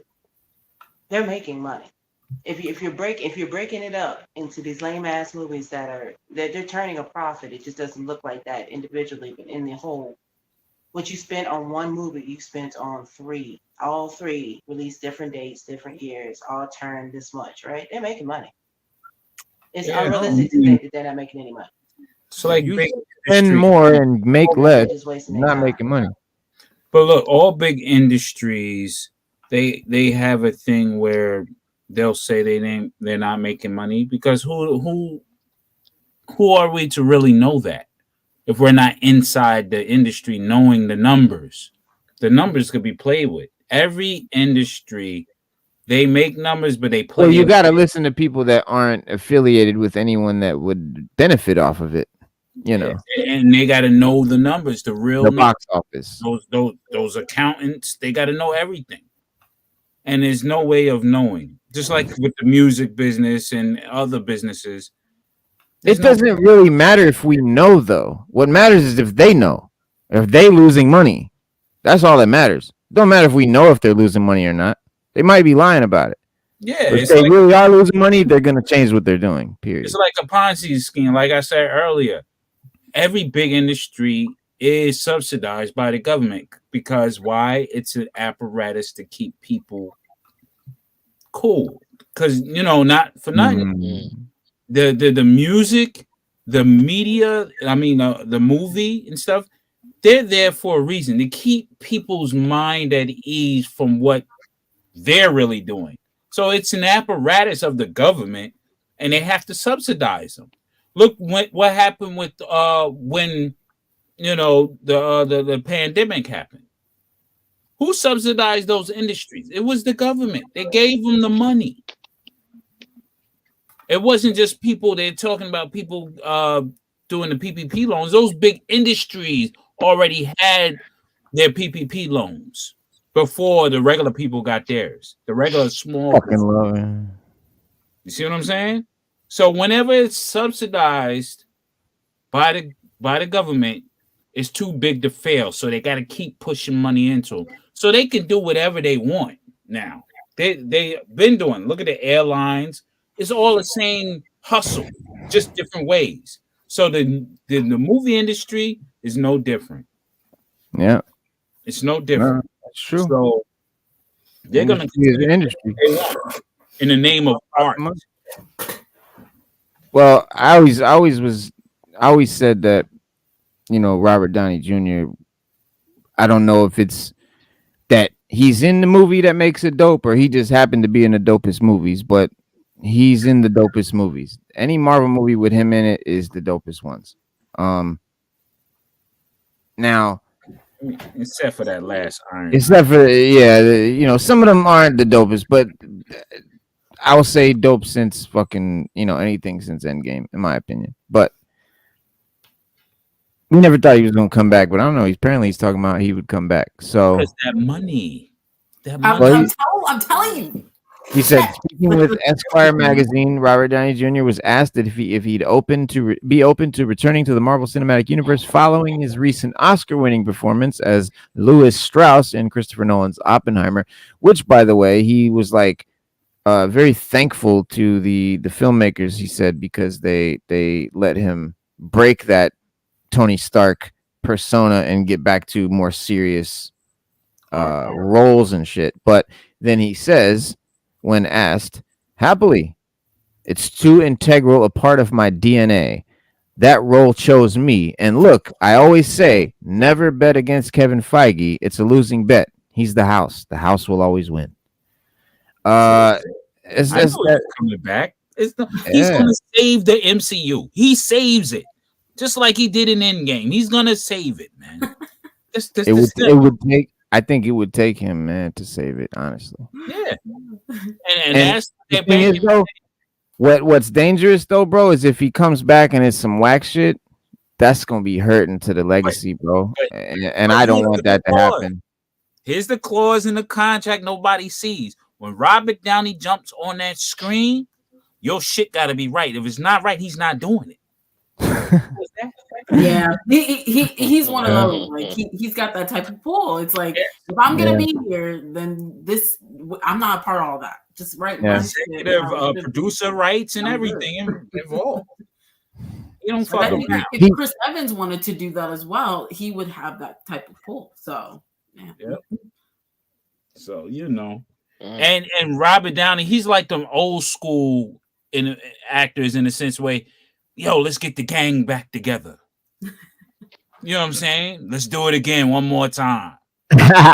Yo, it'll be dope, man. I would fuck with it, but hell yeah, He said, "We are going to keep that moment, Tony Stark's death, and not touch that moment again. We all worked very hard for many years to get to that, and we would never want to magically undo it in any way." That's what he said in 2023. He was like, "No, I wouldn't want to do it again." That's why I thought he was like he wasn't gonna do it again, because that's what he said back then. He was like, "Nah, I wouldn't want to fuck with that." We did, and they did. They built up to that, and him dying, that was super powerful. To take that away and just make it, who cares? And that's honestly, that's how I feel about Jackman coming back as Wolverine. I felt they capped on that character. Logan was it. He died. Okay, bringing him back, I feel it's fucking cheap. It cheapens it to me, and I don't want to see that happen to Robert Downey. To be honest, bro. Anything to do with this MCU, I don't want nothing I love coming near it. I don't want the X-Men. I don't want them fucking with the X-Men. I don't want to fucking Robert Downey. Period. Don't fuck with nothing I love, because you trash everything you touch. But again, if we get a serious story, with him in it, and he's Iron Man. Yeah. Maybe in another alternate universe, they bring him back, but he's not the same Iron Man as the one that died. Yeah, that's the only way it will work. Yeah. That's the only way it will work. Maybe he's the alcoholic Iron Man we want. But see, they would never just him. Just to touch it when he was there. They would never touch that. They would never. Well, for like 2 minutes long. Yeah, I don't know. I don't know if they would never. I know they didn't in the beginning, and really shame on them for that. But maybe now that they've done what they wanted to do, maybe they would do that, because they do have to bring him. I think this whole multiverse thing that they've made a integral part of everything now. Would you could easily bring Tony Stark from another universe. Yeah, that didn't die. That's easy. It's an easy fix. There's no problem with that, and everybody would accept it. It would not. Hey, what's no problem? You bring him back. He's from another universe. Fine. But yeah, doing the alcoholic story, that would be powerful, bro. That would be good, and that's something Robert Downey could really sink into, and something that wouldn't be more of the same, exactly. Which I think he would be interested in. That'd be dope, And I think Chris Evans would be back. I mean, and Ghostface got to be in that shit. And with Chris Evans coming back as Captain America, he'll get the same deal as Robert Downey, as far as executive producer credits and stuff of that nature. And that dollar sign, he bring Cap back, because the only one that don't really need to come back is what you call it as the Hulk. It's sad to say. Mark Ruffalo. Yeah. I mean, he's a great actor. Don't get me wrong, he's a great actor. But Smart Hulk, we don't want him no more. Oh no, that's okay. We don't want Smart. We don't want him. We want just bring back Eric Bana. Bring back Eric Bana, and we're good. No, we don't need Eric Bana. We need Eric Bana. Yeah, bring Eric Bana. Bring Eric Bana back. Bring him back. It was okay for that. I would. You know what? Personally, I really wouldn't care who they brought back. It didn't. Just not Eric Bana. The other dude. The dude. Norton. Ed Norton. That's what you're thinking of. No. I liked Eric Bana. I thought Eric Bana was great. He was in Brazil when he was. He was actually. He was like the one that was more like comic booky. Yeah, he was. He was actually offered. Yeah, Eric Bana was actually offered the spot that Mark Ruffalo got, but he turned it down. And he said he turned it down because his manager was the one that told him to turn it down. He said he could have did the second Hulk movie. He said his manager talked him into turning it down. That's why he didn't do it. He fired his manager after that shit. Yeah, I was watching. I think it was Late Night with Jimmy Kimmel. He was like, "Why you didn't play Hulk?" He said straight up. He said, "Look," he said, "my manager talked me out of it." He said, because he said he was like, "Oh, that other movie was so slow, it was bad, this, that, the other," and then Edward Norton killed it in this one, and it was a better script. And he said, when I saw the movie, I was like, "Damn, I could have did this," and then they offered him. At the same time, because they wanted him to do the solo Hulk movie, he said, and then they wanted him to do the MCU Hulk, but he just turned it all down. He was just like, "No, I'm good. I'm all right." And something happened with Edward Norton and the directors. He was like, Like Yeah, it was there was like the drama Val there. Kilmer and Batman thing. Yeah, it was some drama, but it was like you'll never work in this city again. It was like one of those things. So that's why we never got Edward Norton after that. Yeah, Oof. Norton's Hawk was the Weird. dope one. What happened to Bloodshed? She Is bopped she I, out. saying I think, is she not backstage? I see a message. She was backstage. Is she not there? She might be back. No, Oh, maybe she must have. she might have been there, but I didn't Well, that see it. was- Oh, No, okay. It said 851. Yeah, it said 851. Said Yeah, backstage. if you leave, it's a good chance you're gonna get stuck backstage because I do not see that the whole time. I see it periodically. So yeah, yeah. Yeah, but You yeah, guys might get stuck out. we need the old gang back. I mean, Yeah, honestly. Yeah. no, we can't get Black But Widow you know what, back. Raw Talk, they could Probably even could. do. You know what, Raw Talk, they could even do a movie of something that happened before Endgame, like something that happened. You know, what I mean? Like you could go back and do something. Yeah. You know, you don't have to necessarily do something Adventures, new. yeah. You could just go back. Yeah, go back and say, well, this happened before Tony died, and then bring the whole gang back and just do a movie. Like that's Yeah, they tried that with Black Widow, and look how that panned out. So. But that would be, yeah, you're right. That would be hard because you still had the that overarching story. Yeah, you'd have to Like- make sure that all made sense, and that's a lot of holes you're introducing. So, Yo, what if they got real busy? Man, if I was Kevin Feige, man, I'd be like, you know what? We're gonna do the real version of the Marvel zombies. You motherfuckers gonna become zombies now. Real life. People would eat that up. Yeah, Yo, People that's love that. People would eat that up. They would hell eat that yeah. up. Marvel zombies. And then Marvel you zombies see would be dope. Man, that cat power. in somebody's brain and The stuff. Marvel zombies, Walking yeah. Dead shit. yeah, you have the new Have Robert Kirkman do it. against them, and then they get mollywopped. Oh, that'd be great. That'd be so fun. Oh, that'd be crazy. Put Kirkman on it. Put Kirkman on it. Yeah, I mean, because see, that's the stuff they need to do to get the interest back in it totally. Like, go, if you're gonna go left, go extremely with it. Go extreme with it. Like, yo, make the Marvel zombies, not just animation, just make it the real zombie shit. Yeah. You know? Or you can go do the Paradise X or the, you know, that world. Just go crazy. That Like, would require they take Two risks. dogs. And Bob Iger said, we're not doing that. no, they just need to put him on a boat and sink it. I'm up. not opposed to that. You know? See, I wanted this Hawkeye. I wanted him to look like this. And we had some dumb tracksuit that is so unmemorable. Like, I wanted that mask. But it's funny, a lot of the actors, they want their face seen. I know, so unfortunate. Like, we don't care. Yeah, they put in their contracts. Yeah, in their contracts. Yeah. If Stan Lee was alive, we get what we want. I think the most egregious example was when Will Smith played Deadshot. I mean, he didn't even try. Like, I think it was one scene, and then he just never wore the thing again. I was like, oh, okay. Yeah, like, yo, that one when he killed the dude, he was on the roof. Yeah, that was it. Yeah, I'm like, really? That's it. That's the beginning of the movie. Dang, that sucks. Yeah, right.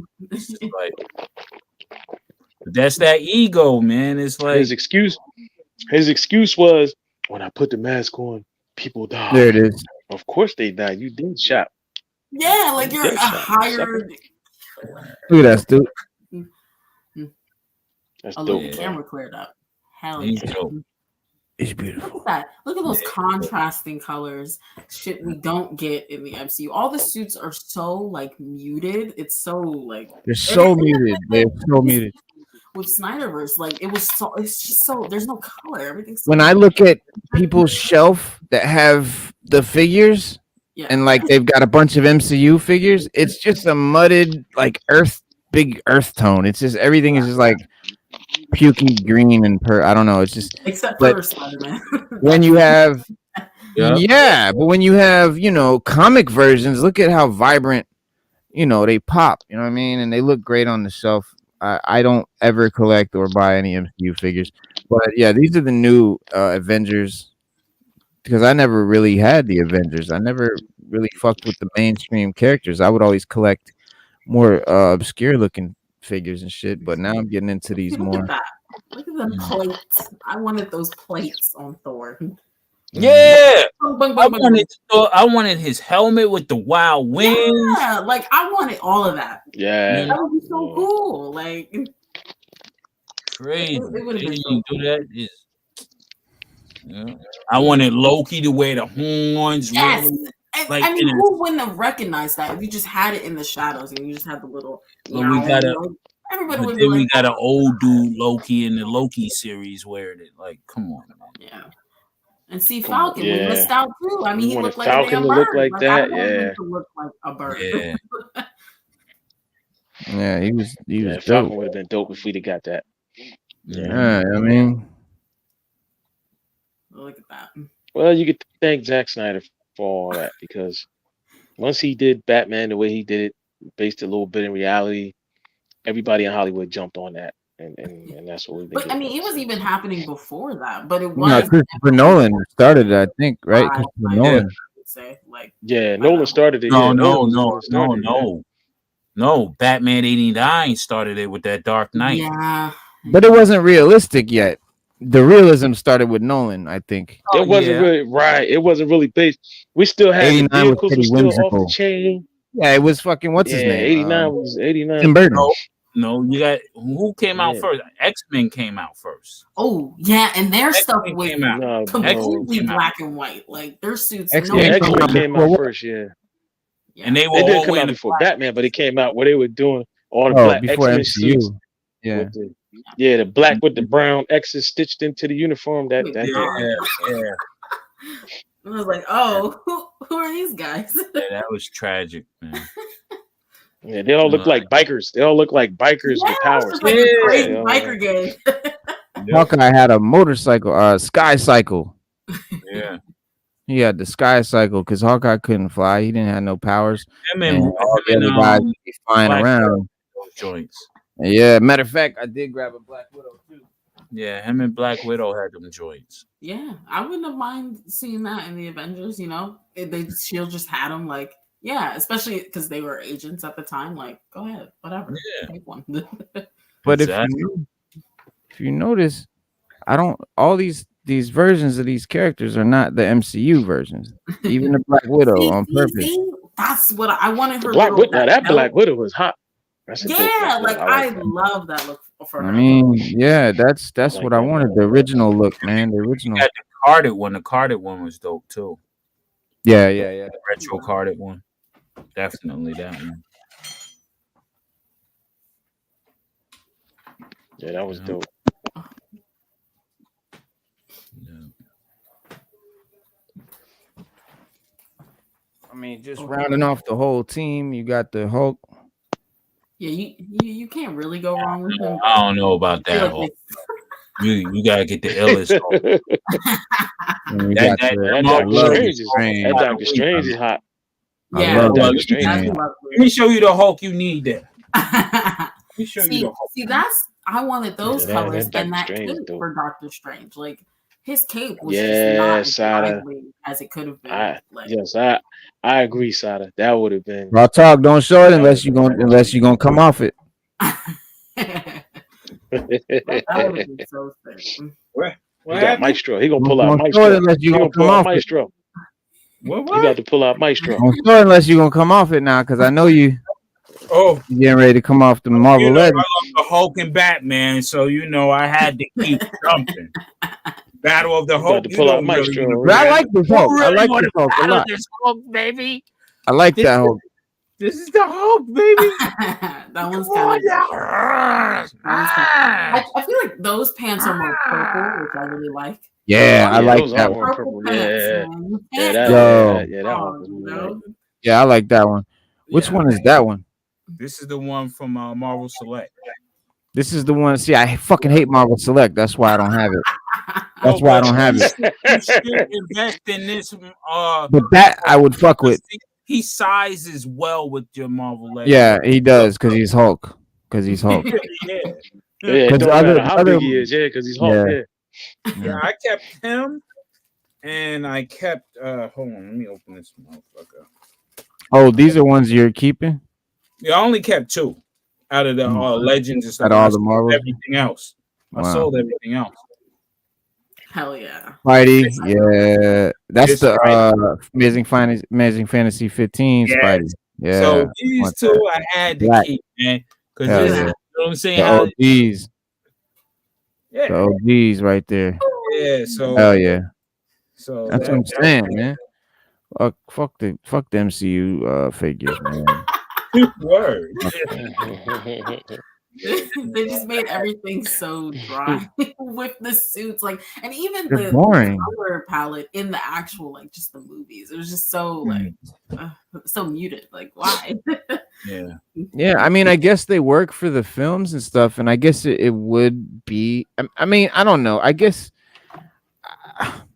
if everybody was running around with all this shit, it might look a little silly. It might. I mean, I will give them that. It might. Although, if you really doubled down, or if you really committed to it and didn't joke about it and made it part of that fucking world, it could be done well. It could be dope. You know, you could make this costume look fucking cool. Yeah, because every time they do it, they joke about it. Like when Scarlet Witch wore her original suit in WandaVision and Vision wore his, it was a joke. Yeah. And then Clint in Hawkeye, that was a drawing and it was like a joke. But it's like, no, like you could actually make it really cool, you know? Nick Cage. Or Luke Cage, rather. Luke Cage. Yeah. They found the fuck out of that. Yeah. Oh, yeah, that was crazy. On the hell out of that. Yeah, that was. Yeah, that was. That was actually crazy. I was and see, I don't even like all. I only collect some of the Marvel selects. I don't even like them all. Like the X-Men 97 ones, they're dope. I don't want all of them. I want Wolverine from the X-Men 97 joints. I got Nightcrawler. I got a Bishop. I want Marvel Wolverine. Legends. You talking about? Yeah. And I'm on the fence with Magneto, but I might just get him. But if I can find a regular Magneto, I get that. Angel, I'm gonna definitely get when I get a chance. Yeah, you can get a regular Magneto. It's just they're easy. It's just certain ones. Yeah, certain ones appeal to me. I'm like, all right, I like this, and then other ones I'll be like, all right, you can keep that. You can definitely keep those. I sold all my other Marvel select Hulks and stuff like that too. I got rid of them. It's the only one I kept. Because Marvel Legends always been hit or miss with me, man. Always. They've always been hit or miss.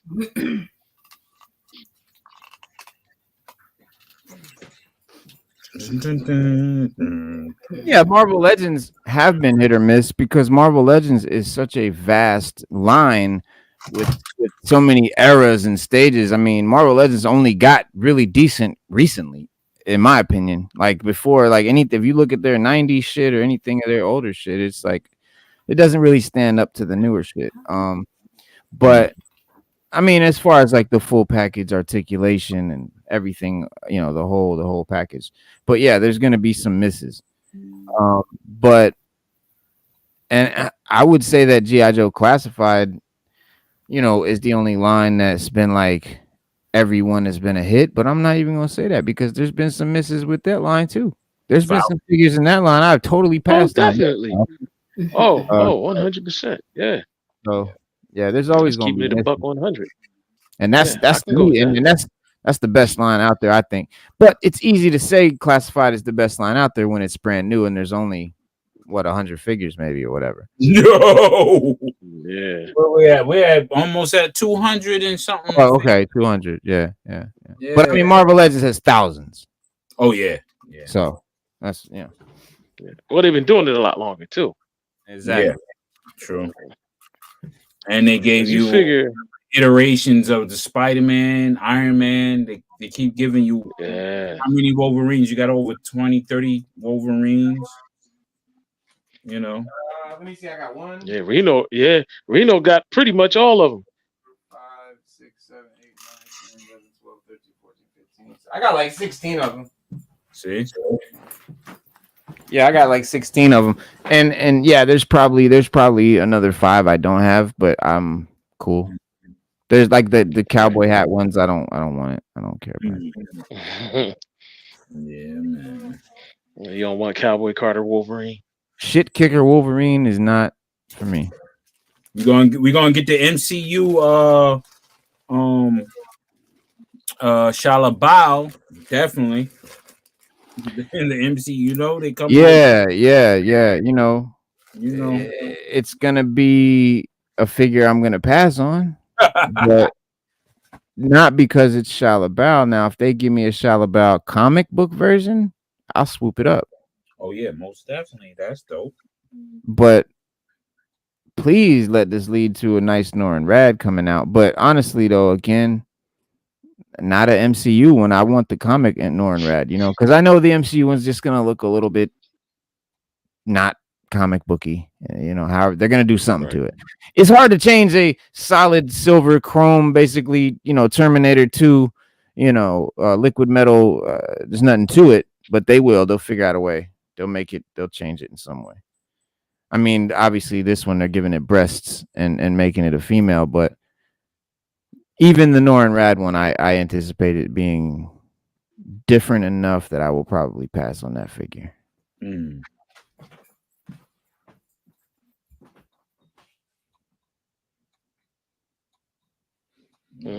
That's it.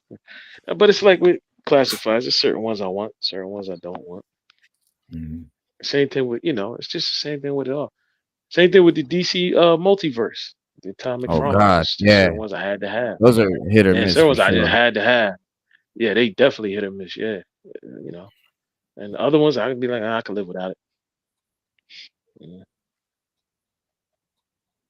Yeah, I always thought that Marvel Legends, they got a deep catalog they can go through of figures like Spider-Man and Amazing Friends. They did that. Now do the Hulk version of that. Yeah. That would be crazy. That would be crazy. Do the Spider-Man and Amazing Friends versions of the X-Men and that art. You know what I mean?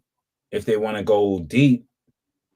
Shoot, go back to the real old Iron Man TV shows back in the 60s. The Fantastic Four of the 60s. Yeah. Yeah, that would be dope. That I definitely would like that. I think that'd be even the Namor of the 60s, the Captain America of the 60s, the real old cartoons.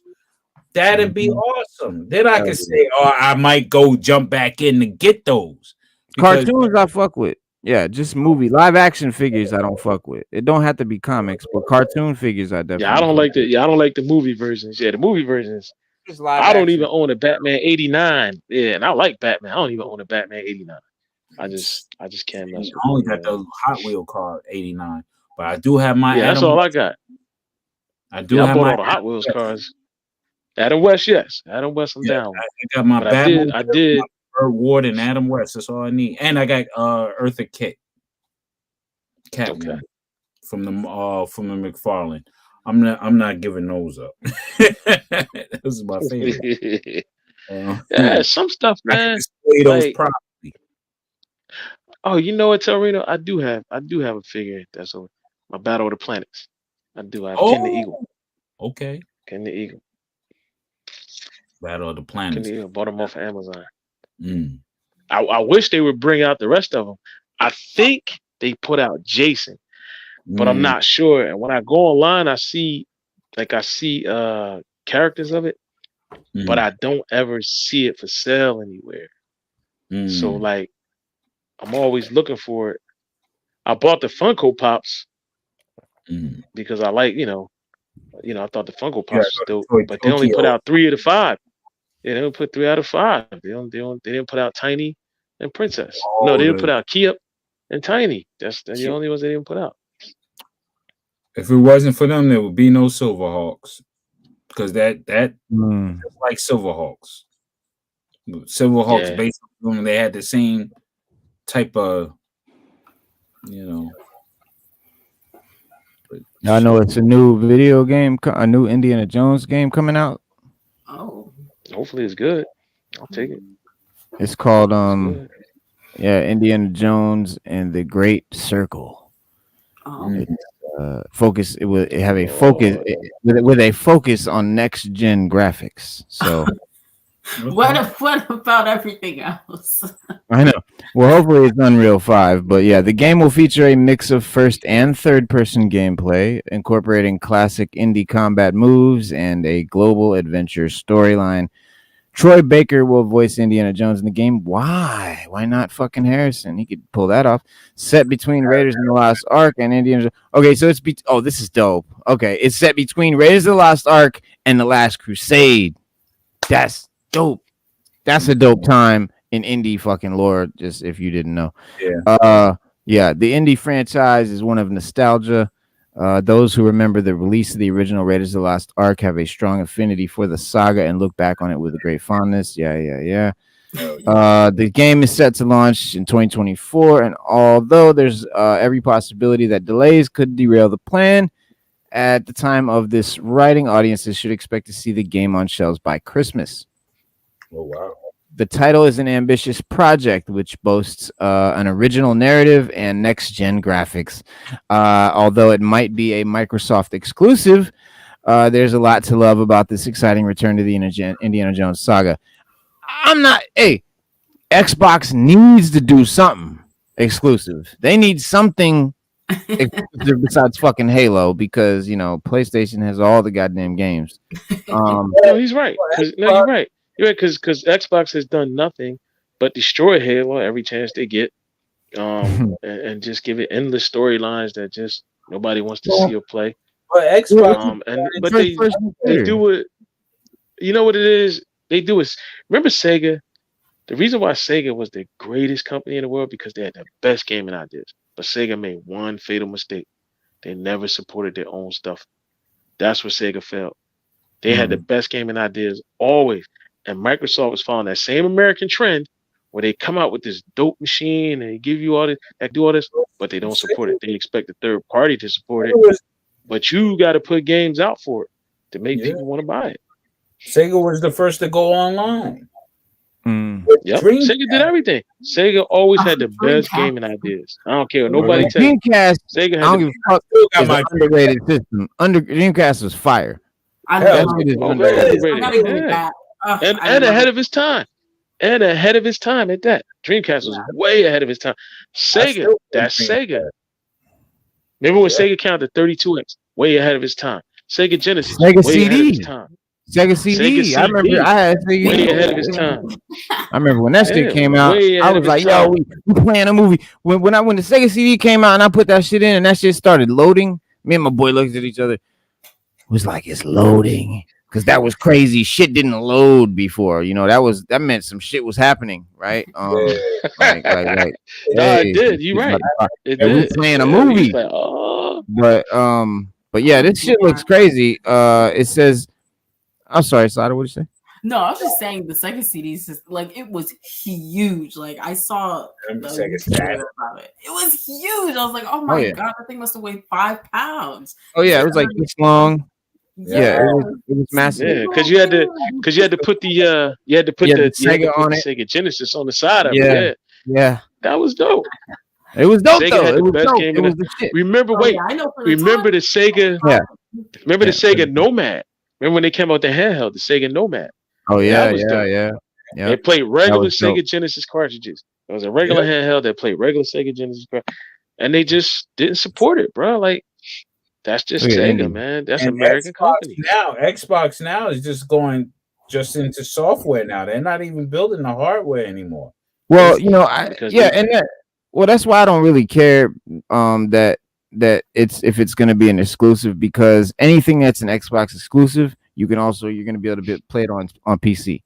And that's what I fuck with, So because I got out of the console wars game, I was like, you know what, fuck this. I'm getting a gaming PC. And I'm about to I'm about to leave them all in the dust. You can play whatever you want. But I did all worlds. But I still ended up having to get the PlayStation, because the PlayStation 5, because they have games that are exclusive to the PS5, and their Sony PlayStation games are not going on PC if they're exclusive to PlayStation. That's the difference. So I had to get the PS5. I don't have to get it until Sony wants it to. Yep, until Sony wants. Until Sony wants it, they can. Yeah. Yep, and the problem, because remember when they released God of War on PC, it blew up. It blew up, And Sega, I mean, not phenomenal. Sega, Xbox was the one that Xbox just, they flooded the market with too many first person shooters. I remember Phil Spencer and all of them, and everybody That's at EA their was like, favorite thing. nobody wants to play, nobody wants to play third person solo games That's all I want. anymore. It's all about first person First shooters and person competitive play. online. Yeah. Gotta be online. Nobody gotta be online. Yeah, people was like, I remember when Titanfall came out. I bought that shit. I came home and I didn't have no internet yet on my Xbox. This was Xbox, not even the second Xbox, just the original one. That'd been 360. That'd have been 360. 360. And I'm like, bro, you can't play you can't play the game unless you had it on the online shit. That's true. It's an online and only. Titanfall, and the first Titanfall was a dope concept. That was a dope concept. Dope. Made me want to play it real bad. Made me get the internet. So like it made me get the Xbox Live shit. Yeah. It did, because that's the only way. Right. There was no story mode. There was no story. And then the second one, they seen how it would have sold more if they had a story mode. They put a story mode in the second one, and it outdid the first one. And they never did anything else with that. They never came out with another one. Never did Bring anything. back campaign modes. Bring it back. Yeah, man. You need those that's things, my favorite, bro. That's my favorite. To me, gaming, for me, gaming is a personal experience. It's an immersive experience. It's something I do by myself. I don't want to play games with you. I don't want to play a fighting game. I don't want to play a sports game. I don't want to play a shooting game. I don't want to get on the headset and play with you, my boy. Hey, what's your gamer tag? I don't even fucking have one because I don't play that shit. When I play video games, I want to go in by myself and fucking immerse into this world, forget the fucking world, forget people, forget me, and go into this world and play it as a third person. Fucking yes, that's all I want. I don't want that other shit. That's just me though, and I realize that's actually a rare take. Like most people want to fucking put on the headset and play with their friends, and I get that. That's cool. Not really, Reno. A lot of people feel like you do, Reno. A lot of people feel like you do. I'm the OG gamer. The OG gamer plays by themselves. Yeah. We're a solo bunch. We're a lone wolf crew. I can play by myself, or I can play with my friends, and I got a lot of gamer friends that game online. But sometimes I just want to play God of War. Sometimes I just want to play Spider-Man. I have a ball playing those games.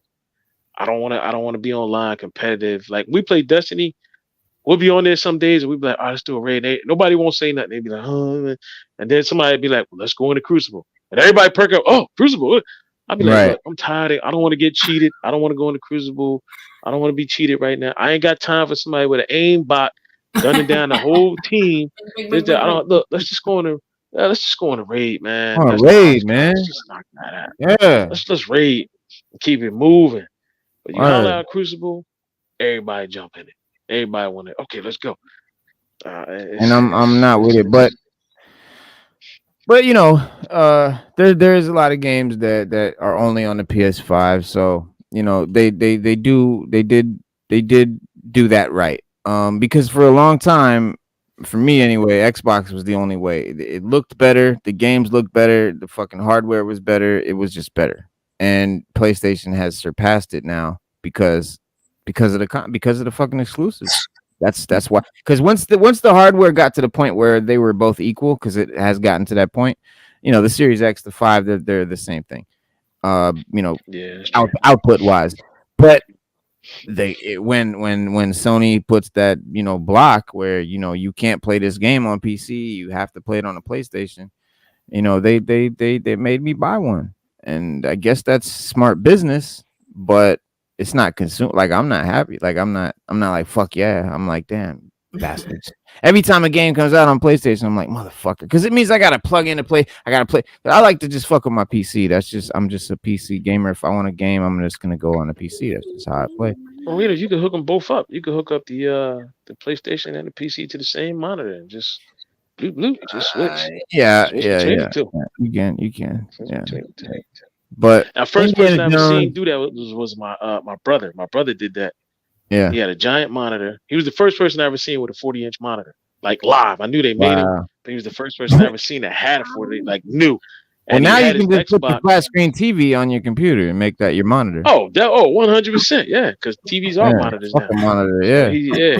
My brother had his Xbox and his computer hooked up, and it was funny because I don't own he'd be in his room on his computer, And then he'd be like, "Oh, hold on, let me play Xbox." And he just switched to the Xbox. Yeah. No, I don't own a PC monitor. I mean, I do. Like my son's PC, he's got one of the curved monitors and shit. Like those monitors, That's what I want. they do look goddamn amazing. I mean, it looks amazing. That's what I want. I want a curved one so bad, bro. It looks amazing, bro. It really does. I don't know what it does, but it fucking looks amazing. And you know, all the hertz and shit, you know, 144, whatever it's got, whatever it does, it's fucking way better than any TV and for games and shit. But no, I don't use a monitor. I just use the flat screen. Okay. Because I don't have cable. I don't watch TV. I just stream. Like I don't watch TV at all. It got to the point where I was like, why am I even paying for cable? And I stopped paying for cable, and I did not notice it. I never watch TV. I hate commercials. I hate network shows. It's like, what am I doing? Why just go on, you know, the streaming service or whatever, you know, pirate site or whatever you want to go on and watch whatever you want to watch. The fuck? Just pay for the internet. Hey, listen, whatever floats your boat, baby. You know, and the streaming service is gonna have to figure out sooner or later that people are not just gonna get just your fucking service. It's not gonna happen. People can't just only have Netflix. They can't, because other shows are, you know, there are people at work are talking about shows that are on Disney Plus or, you know, shows on fucking Apple TV, right? So Netflix had a monopoly on that for quite some time, and they did the ball, but yeah, they did. They don't now. Like you only, you know what? yeah. Netflix biggest mistake, but it was also their greatest venture, was that they went all digital. But it was also their biggest mistake. Had they just opened just not many, but just a few brick and mortar stores, they'd be bigger than what they are now. They'd be way bigger. I mean, they're billionaire. They're beyond fucking. No, I mean, and they're fine with what they got, but it's just that you got to think. A lot of people now leaving Netflix because they like, look, I'm not paying this.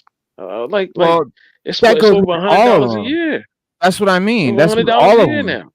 All the Hulu, fucking HBO Max, Disney Plus, they all want to be the one you have, you know, and they're priced that way. But like, if you're all fucking $30 a month, how are we gonna survive? People are gonna be like, fuck this. They're gonna go back to cable. You're gonna ruin it for everybody because, you know, right now you got it to a point. If everybody made their service $5, people would literally fucking quit cable. They would just have all the streaming services. That's why you win. That's why Elon Musk should do something radical and buy out the Blockbuster name and bring Blockbuster back as a streaming service. Boom, he'll kill the game. That'd be dope. That'd be dope. Here's the problem, y'all. Everybody that cuts the cord think they saving money. They be like, I'm cutting the cord. I don't want cable. But if you had 6, like you said, because you can't just have one. If you had 6 of the best streaming services, or just 6 that you liked, you'd be paying. When I did the math, you'd be paying $12 more a year than having a premium cable service. Well, guess how much I'm paying? We know how you get down. I pay for basic internet. I pay for how basic you get down. Internet. So period. It's not wrong with that, man. It's not wrong with that. It's just because it's too many ways. That's to my watch point. TV now. I gotta do that. So where you don't have, right? You don't have to. If they were $5 a month, I'd have them. I'd pay for all of them. But since I have to, like by the nature of having this show and just by the nature of just what I do for my entertainment, I gotta have all the streaming services, or at least have access to the shows on all the services. So you could win over by making them all affordable, and then I would join, and then I would pay for all of them. But the way you have it, I'm not paying for none of them. Right. Now I'm gonna tell you a streaming service that's free, that's killing it right now. And the more they kill it, the more stuff they're starting to get. Like, I'm a Star Trek fan, so Paramount Plus has a channel on Pluto TV. And the other day I wanted to see Discovery, and they were streaming that joint on there live. I was like, oh, whoa! I sat down and watched it. I was cool. Didn't have to get Paramount Plus, none of that. Saw it on Pluto for free. Had to watch commercials, but I don't give a damn. Grew up, I've been watching commercials all my life. So all you people out there, you say, I need some Pluto TV. Google TV is free. Pluto TV is free. Like, and they've gotten so popular that you're starting to get a lot of like quality stuff on there that wasn't on there 2-3 years ago. Pluto TV has blown up tremendously. If you don't have Pluto TV or you ain't watching Pluto TV, then you really behind the times. And then I really had to say you are behind the times because I watch Pluto TV all the time. Yeah, I mean, I Pluto's stream. dope. Pluto's dope. They got a GI Joe channel. They got a Transformers channel. They got a classic TV, drama, movies. They even got a James Bond channel where they show James Bond movies all day long. Whatever floats your boat. Local news, news from other places. It's just Pluto TV's dope, right? Yeah. And that's free. Flex TV, free. Free Another one that's TV. good, free. Free as long as you have cable, my man. Look at this. Yeah, as long as you As got long as some you got internet, yeah. internet. Above all, internet. Yeah, internet. But look at that. Look at Yeah, that. they That's got a internet. great circle. That's dope, bro. That's dope. I'm bro. down. I'm down. I can't wait. Hell yeah. Third person and first person. Indiana Jones and the Great Circle is probably going to make mention or pay homage to other adventures in Indy's library, but for the most mainstream appeal, it will also be a standalone experience that borrows those key beats as part of its gameplay. Fast-paced and deeply detailed, the Indiana Jones title seems to be embracing the legend of the titular hero more than ever. Fans of past Indiana Jones video games will find many gameplay improvements, as the AAA title makes most of the franchise by combining it with the technology and advancements of the industry today. Harrison Ford. Oh, No. Go ahead. Not to cut you up. You was talking about Harrison Ford should voice the character. Well, AI, maybe not. AI, all they have to do is license his voice and use AI, and then they got him. Yeah, that would actually make a little more sense than a sound alike.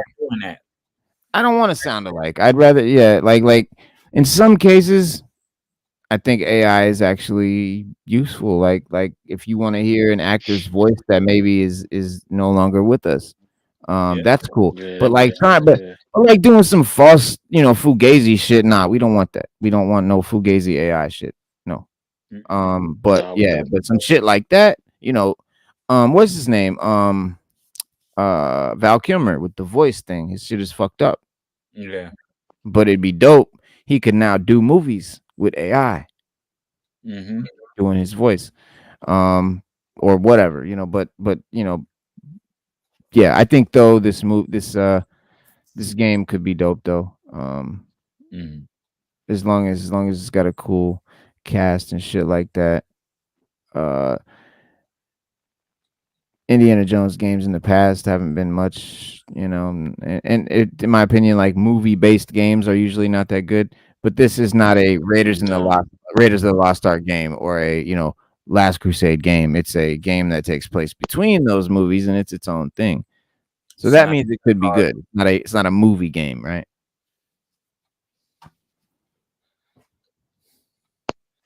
The last Indiana Jones game I ever played was the Atari versions. That old, yep. And those were fun. I don't give a damn. Hell yeah, bro. Motherfucker loved some Atari back in the day. Hell yeah. Shit. Pitfall and shit. Oh yeah. Pitfall was dope. And all that shit. But yeah, it said it crucially appears to be treated as a canon entry into the Indiana Jones timeline. Respecting the movies that came before and after it, Lucasfilm Games and Disney have taken this approach to their Star Wars games, ensuring that they have a lineup with continuity that audiences are already familiar with. Well, not so much, but it's unlikely that the game will ever be mentioned in the future Indiana Jones live-action project. Unlikely, rather, that it will be mentioned in the movie, but there's no telling how other comics, novels, or video games projects might intersect in the future, depending on the success of the game, of course. Indiana Jones: The Great Circle is thus an experimental step on a much longer path. Yeah, I they mean, could about 30 years of his adventures, even after the Last Crusade, going in, after that, when his son is a baby, Shia LaBeouf was his son and shit. Yeah. So before he became grown and shit, like they could do a lot with that. Yeah. It's just sad they can't do movies like that too much anymore. Because he's done with the Indiana Jones shit. Is over. His hat hung up. Yeah, I haven't finished the last one. I started to watch it, but whatever, I got distracted, and it's like 3 hours long, and I was like, "Fuck, I don't." I think that's what happened. I put it on. I was gonna watch it, and I was like, "Fuck, I don't have 3 hours to this." Watch it myself. It's like 3 hours, three something. So I didn't watch it yet, but I plan to when I have 3 hours. Right. Quick kill, yeah. Got to carve out a block in your life for 3 hours in the. I mean, I honestly, I haven't. I've been not watching movies as much anymore. Now that shows are as good as movies, I just watch, an episode or two, like whatever. So it's like I can get more in the time, like they're shorter. Yeah. But I used to only watch movies. Like my wife used to be like, "Damn, you just don't watch no TV. You just watch movies back to back to back. You don't watch no shows, nothing. You don't even watch." Because I wasn't even watching Discovery, YouTube, or nothing at one point. I was literally just watching films, bro. When the fucking credits rolled, I'd put the next film on. Like, period. I was like on that mode for a while, just consuming every movie that I could and shit. But it's dope now to see these shows that are just as good as movies, because they're honestly like it's a 10-hour movie. And if you really love the movie, what's better than more of the movie? Yeah. Yeah. Like Shogun. Oh man, that last episode was phenomenal. I gotta watch that last episode. I ain't see it yet. Oh, I gotta watch the last two. I gotta watch the last two episodes. bro. Don't waste no time. Do yourself a favor. Mhm. Them are peak.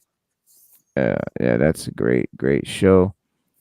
And they're about to drop Game of Thrones spin-off. What's it What? called? Oh yeah, that I remember that. The Handmaid's Tale or some shit like that. No, not the it's Handmaid's Tale. It's something else. Dunkin' Egg. It's called The Hedge Knight. Yeah, The Hedge Knight. It's Dunkin' Egg. Yeah. Dunkin' Egg. So, guy named Duncan and a kid named Egon. They call him Dunkin' Egg, and they walk around kicking ass and shit. Mm. It's like a knight and like a kid that like his squire. Yeah. And they just go around just making hell of names for themselves and shit, name ringing out everywhere, because the main dude, that Sir Duncan the Tall, is what they end up calling him. And, yeah, you heard about him in the original Game of Thrones show. They talked about him a couple times, but he ends up becoming like a famous knight. Goes to like all the tournaments and just whoops everyone's ass and shit like that, and does real shit like outside of tournaments that people respect him as a real. Because a lot of knights were only knights in tournaments. They only put on the armor and fought in tournaments. They never were soldiers. They never been in war. They never been in no real battle. They just fight in tournaments. And those tournament battles do get bloody and fucking, to the death. But still, it's a fucking tournament. You're set in an arena. It's still a fucking set up thing. It's not warfare. Yeah. And so for a knight to get real respect, they had to like be in a war or be out doing some shit outside of a tournament. And yeah, he was definitely, known for that shit. But it's a dope story. There's a cool book and graphic novel and shit.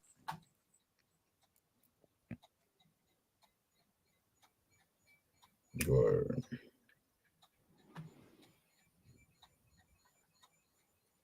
I can't wait for it to come out. I'll check it out. Yeah, they I think they cast it already. I forget the dude though, and I don't think it's anybody we know. It was just some new faces, which I love that. Characters like this don't need celebrities to play the role, because that takes away from the character.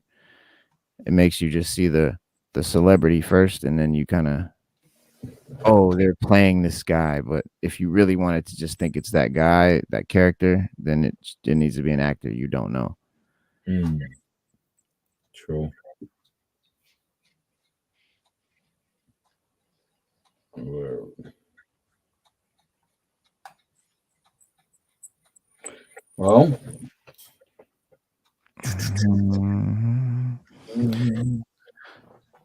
Well, yeah, man. That's our show for the evening, gentlemen and ladies. It's been a pleasure as always, and thank y'all for coming and chilling and kicking it with us as always. And we bid you adieu and have a great week and be safe and and go read some comics and learn some shit. Word. Yeah. Word. We'll That see you guys on Saturday. Get that Paradise X and that X Earth. You're gonna need it. That Earth X. Telling y'all, read that Earth X, peep these joints, just so you can know what's up with Fantastic Four. Don't look at the eclipse without special glasses, and we'll see you guys next Saturday. Unless it's fully eclipsed. Peace. Peace out.